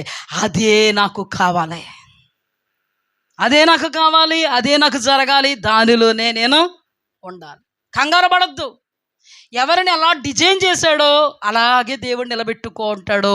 నిలబడడానికి నువ్వు అర్పణ చేసుకో, సమర్పణ చేసుకో. కొంతమంది అనుకుంటారు, ఆ అబ్బాయి పెళ్ళి అయిపోయిందండి, మా అబ్బాయి పెళ్ళి అవుతులేదండి. ఆ అబ్బాయి పెళ్ళి ఆ టైంకి పెట్టాడు దేవుడు, ఈ అబ్బాయి పెళ్ళి ఈ టైంకి పెట్టాడు.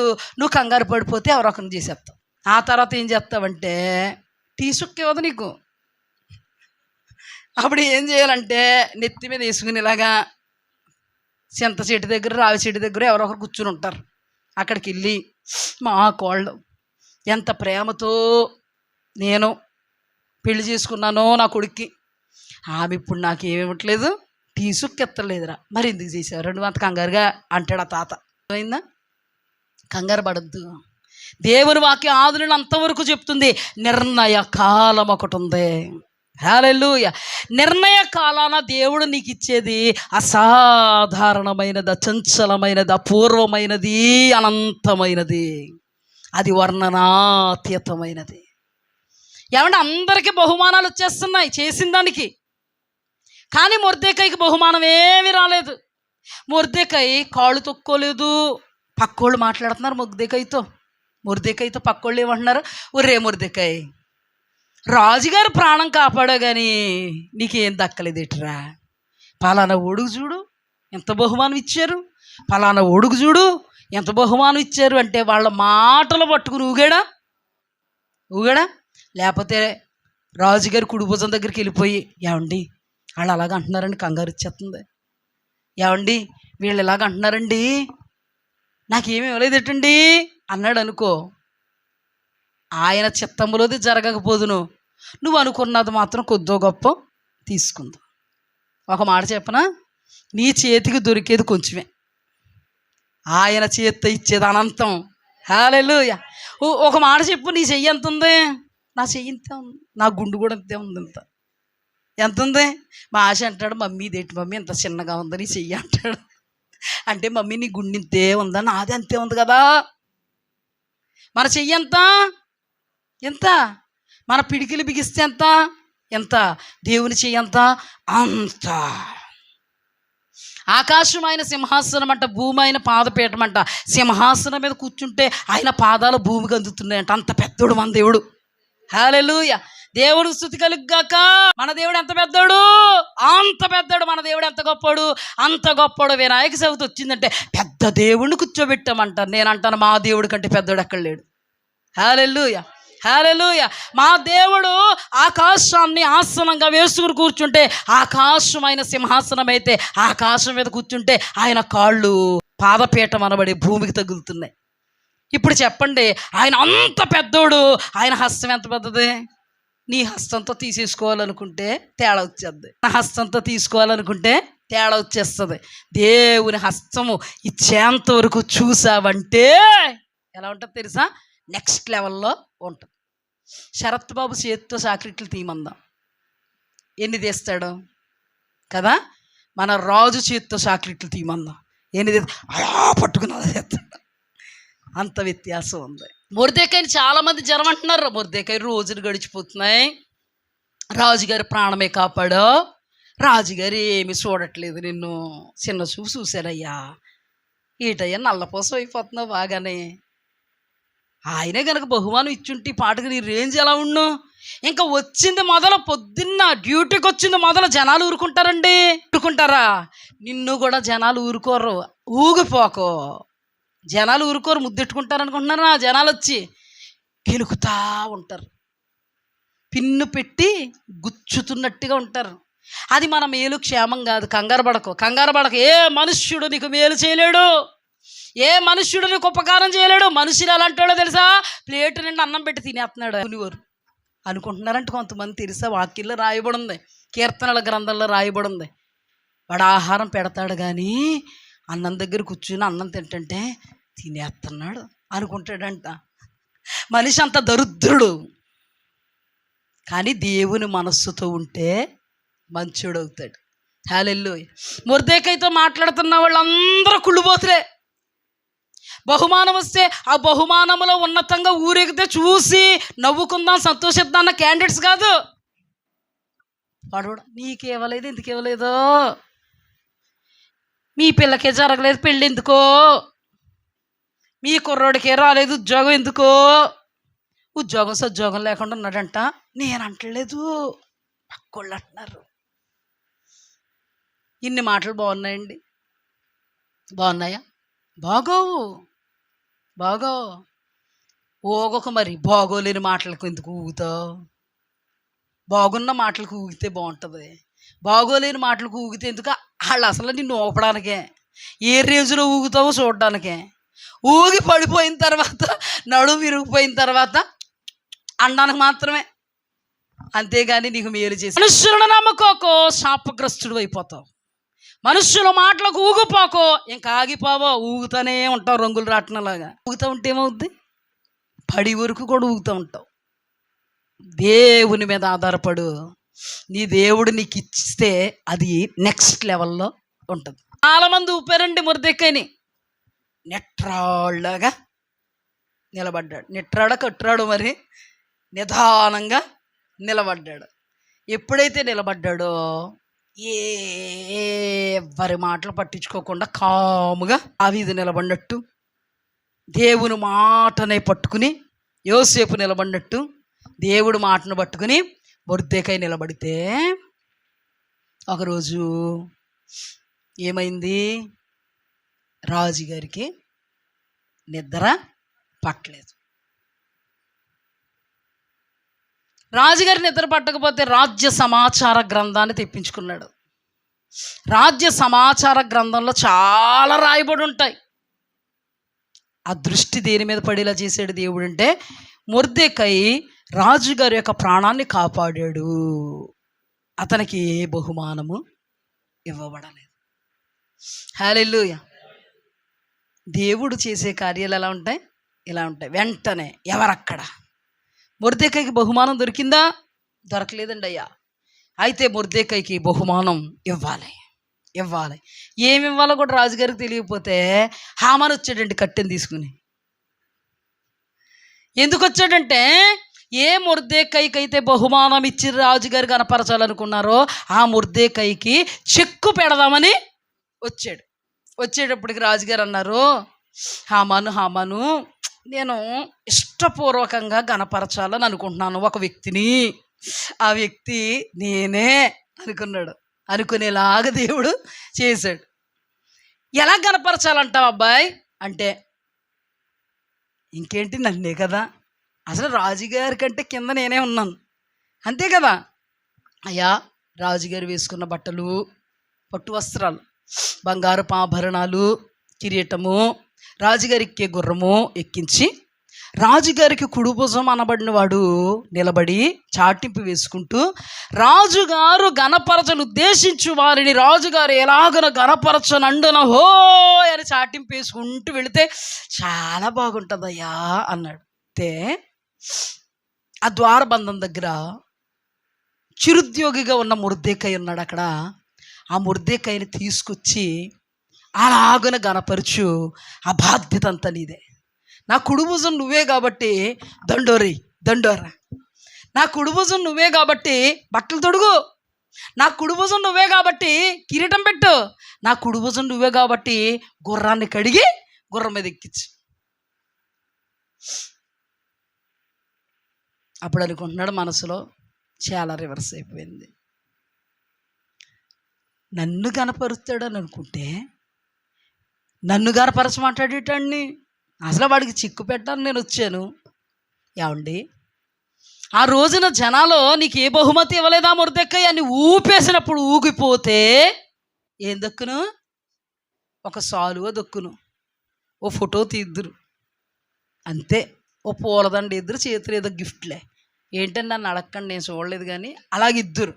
కానీ నిర్ణయ కాలాన డిజైన్ చేయబడినటువంటి స్థితిలో కాళ్ళు తొక్కేసుకోక, మనుష్యుల మాటను పట్టించుకోక, దేవుని మాటకు ప్రియారిటీ ఇచ్చినటువంటి మొర్దెక్కై జీవితంలో ఏం జరిగిందో తెలుసా?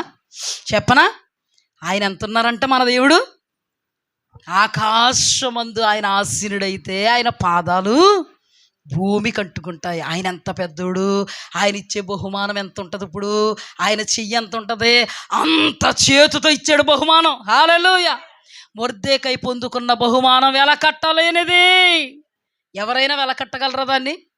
ఎవడైతే చంపాలనుకున్నవాడు దండోరేస్తున్నాడు, చంపాలనుకున్నవాడు బట్టలు కట్టాడు, చంపాలనుకున్నవాడు వస్త్రాలేంటి బంగారపు ఆభరణాలు ధరించాడు, చంపాలనుకున్నవాడు కిరీటం పెట్టాడు, చంపాలనుకున్నవాడు గుర్రం ఎక్కించాడు లేదా రథం ఎక్కించాడు, చంపాలనుకున్నవాడు రాజుగారు గణపరచను ఉద్దేశించిన వాడిని దేవుడు ఎలాగునే గణపరచనండునహో అన్నాడు. అనడం ఇష్టమా? లేదు, అనాల్సి వచ్చింది. లోపల మాత్రం ఆనంద బాష్పాలు కాదే, లేని దుఃఖం సలుపుతున్నాడండి. వేదన. గుర్రం మీద ఊరేగింపబడుతున్నటువంటి మొర్దెక్కై ఏమనుకుంటున్నాడు తెలుసా? ప్రభువా, నీ హస్తం నాకు గొప్ప బహుమానం ఇచ్చింది నాయన. ఇదేనండి నిరీక్షణ. హల్లెలూయా! నీ నిర్ణయ కాలములో నీవు నాకు ఇవ్వాలనుకున్నది నువ్వు నాకు ఇస్తే అది వెలకట్టలేనిదిగా ఉందయ్యా. హల్లెలూయా! హల్లెలూయా! అది ఆకాశము కంటే ఎత్తుగా, భూతలము కంటే ఉన్నతంగా ఉందయ్యా. దాని కొలత నేను కొలవలేకపోతున్నాను. ఏ రీతిగా కొలవగలడు? ఒక్క మాటలో చెప్పాలంటే తన్నితే బూర్ల బుట్టలో పడినట్టు పడ్డాడు. బూర్లన్నీ ఎవరికన్నా పెడతాడా? బూర్లు తందే బుట్ట. ఇప్పుడు కూడా తన్నితే ఎక్కడికి వెళ్ళి పడ్డాడు? ఎందుకు? సొంత ప్రయత్నాలు చేశాడా? సొంత ఆలోచనలో ఉన్నాడా? సొంత నిర్ణయాల్లో ఉన్నాడా? వీళ్ళ మాట విన్నాడా? అబ్రహాము విన్నాడండి శారా మాట, యాకోబు విన్నాడండి రెబెకా మాట, కానీ యోసేపు దేవుడు మాట విన్నాడు, పొతీఫర్ భార్య మాట వినలే. దావీదు అబీషై మాట వినలే, తన దేవుడు యొక్క లా అనబడేటువంటి మాట విన్నాడు. హల్లెలూయా! మొర్దెక్కై కూడా మనుషుల మాట వినలే. దేవుడున్నది నిజం, నన్ను డిజైన్ చేసింది నిజం, కూర్చున్న, నిలుచున్న, పండుకున్న, మేలుకొని ఉన్న ఆయన మాట నేను వింటా, తర్వాత ఆయన చేసుకోవాల్సింది చేసుకుంటారు. ఈ రోజున నీ నా పని ఏంటో తెలుసా? ఆయన మాట అనబడే వాక్యానికి విధేయత చూపుట, వినుట, ప్రధానమైనటువంటి స్థానం ఇచ్చుట. ఆయన మనల్ని ఎలా డిజైన్ చేశారో అలాగున ఆయన నిలబెట్టుకోవడానికి సమర్థుడు. హల్లెలూయా!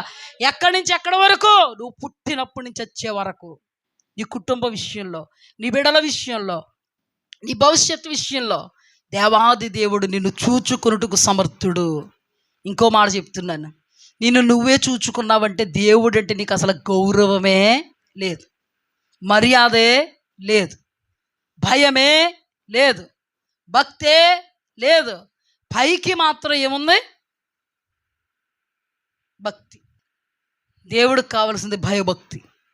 హల్లెలూయా! దేవుని కోసం కనిపెట్టుకోవాలి.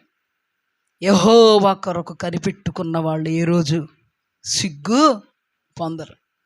నీ జీవితంలో దేవుడు చెప్తున్న మాట ఏంటో తెలుసా? నువ్వు దేవుణ్ణి కనిపెట్టుకో. దేన్ని కనిపెట్టుకోకు? ప్రభువును మాత్రమే కనిపెట్టుకో. నిన్ను ఎలా నిలబెట్టి చూపుతాడో మందరికి ఆశ్చర్యమే. హల్లెలూయా! కంగారు పడకో, కాళ్ళు తొక్కుకోకో, మనుషుల మాటలు కాదు, ఎవ్వరి మాట వినుకో. సోలాల్లో గుచ్చుకుంటాయండి, పర్లేదు, మాన్పగలడు దేవుడు. హల్లెలూయా! అతలాకుతలం అయిపోతున్నానండి, పర్లేదు, బుద్ధి బయట పెట్టుకోకో, జ్ఞానం అనిపించుకుంటావు. హల్లెలూయా! దేవునికి అసాధ్యమైనది ఏది లేదు. నీ జీవితములో ఆయనకు సమస్తము సాధ్యమే. మనుష్యుల వలన జరగనిది, నీ వలన నీకు జరగనిది ఆయన మాట మీద ఆధారపడితే ఆయన నీకు సమస్తము చేసి చూపగల సమర్థుడు. హల్లెలూయా! మొర్దెక్కై బ్రతుకును మనం అధ్యయనం చేస్తే ఎంత అద్భుతంగా ఉందో. మన జీవితంలో కూడా దేవుడు ఆ బ్రతుకుల్లో మనల్ని నిలబెట్టడానికి సమర్థుడు. ఇప్పుడు చెప్పండమ్మా, మొదట ఎవరికి ప్రియారిటీ ఇవ్వాలి? దేవునికి ఇవ్వాలి. అందరికి అర్థమైందా? మీకేమి కావలియునో మీ పరలోకపు తండ్రికి తెలియను. మొదట నా మాట వినుడి, నా మాట నెరవేర్చుడి, అప్పుడు అవన్నీ మీకు అనుగ్రహింపబడును. నువ్వు పుట్టింది మొదలుకొని చచ్చేంత వరకు నా కనుసైగల్లో నువ్వు ఉన్నావమ్మా. హల్లెలూయా. నీ తల్లిదండ్రులు కూడా పెళ్లి చేసి వదిలేస్తారు కదా కదా తల్లిదండ్రులు మన భవిష్యత్తును చూస్తారా? ఇప్పుడు తల్లిదండ్రులుగా ఉన్నవాళ్ళు బాధపడకండి. ఒకప్పుడు మనకే తల్లిదండ్రులు ఉన్నారు, ఇప్పుడు మీరు తల్లిదండ్రులు అయ్యారు, మేము తల్లిదండ్రులు అయ్యాం. అవునా? మన పిల్లల్ని ఎంతవరకు చూడగలం? కళ్ళలో పెట్టుకుని చూద్దాం అనుకున్నా 60 సంవత్సరాలు వచ్చేటప్పటికి ఎగిరిపోయామనుకో, మన పిల్లలు ఇంకా బ్రతుకుంటారు. చూడగలమా? అనుకున్నా చూడగలమా? కానీ ఒక్క మాట చెప్పనా, నీ దేవుడు నువ్వు పుట్టింది మొదలుకొని చచ్చిపోయే వరకు నేను చూడగలడు. హల్లెలూయా. అన్నీ చేయగలడు, మోయగలడు, నిలబెట్టగలడు, నీ భారం భరించగలడు. హల్లెలూయా. అత్యున్నత సింహాసనముపై ఆసీనుడా, దేవదూతలు ఆరాధించు పరిశుద్ధుడా, యేసయ్యా నా నిలువెల్ల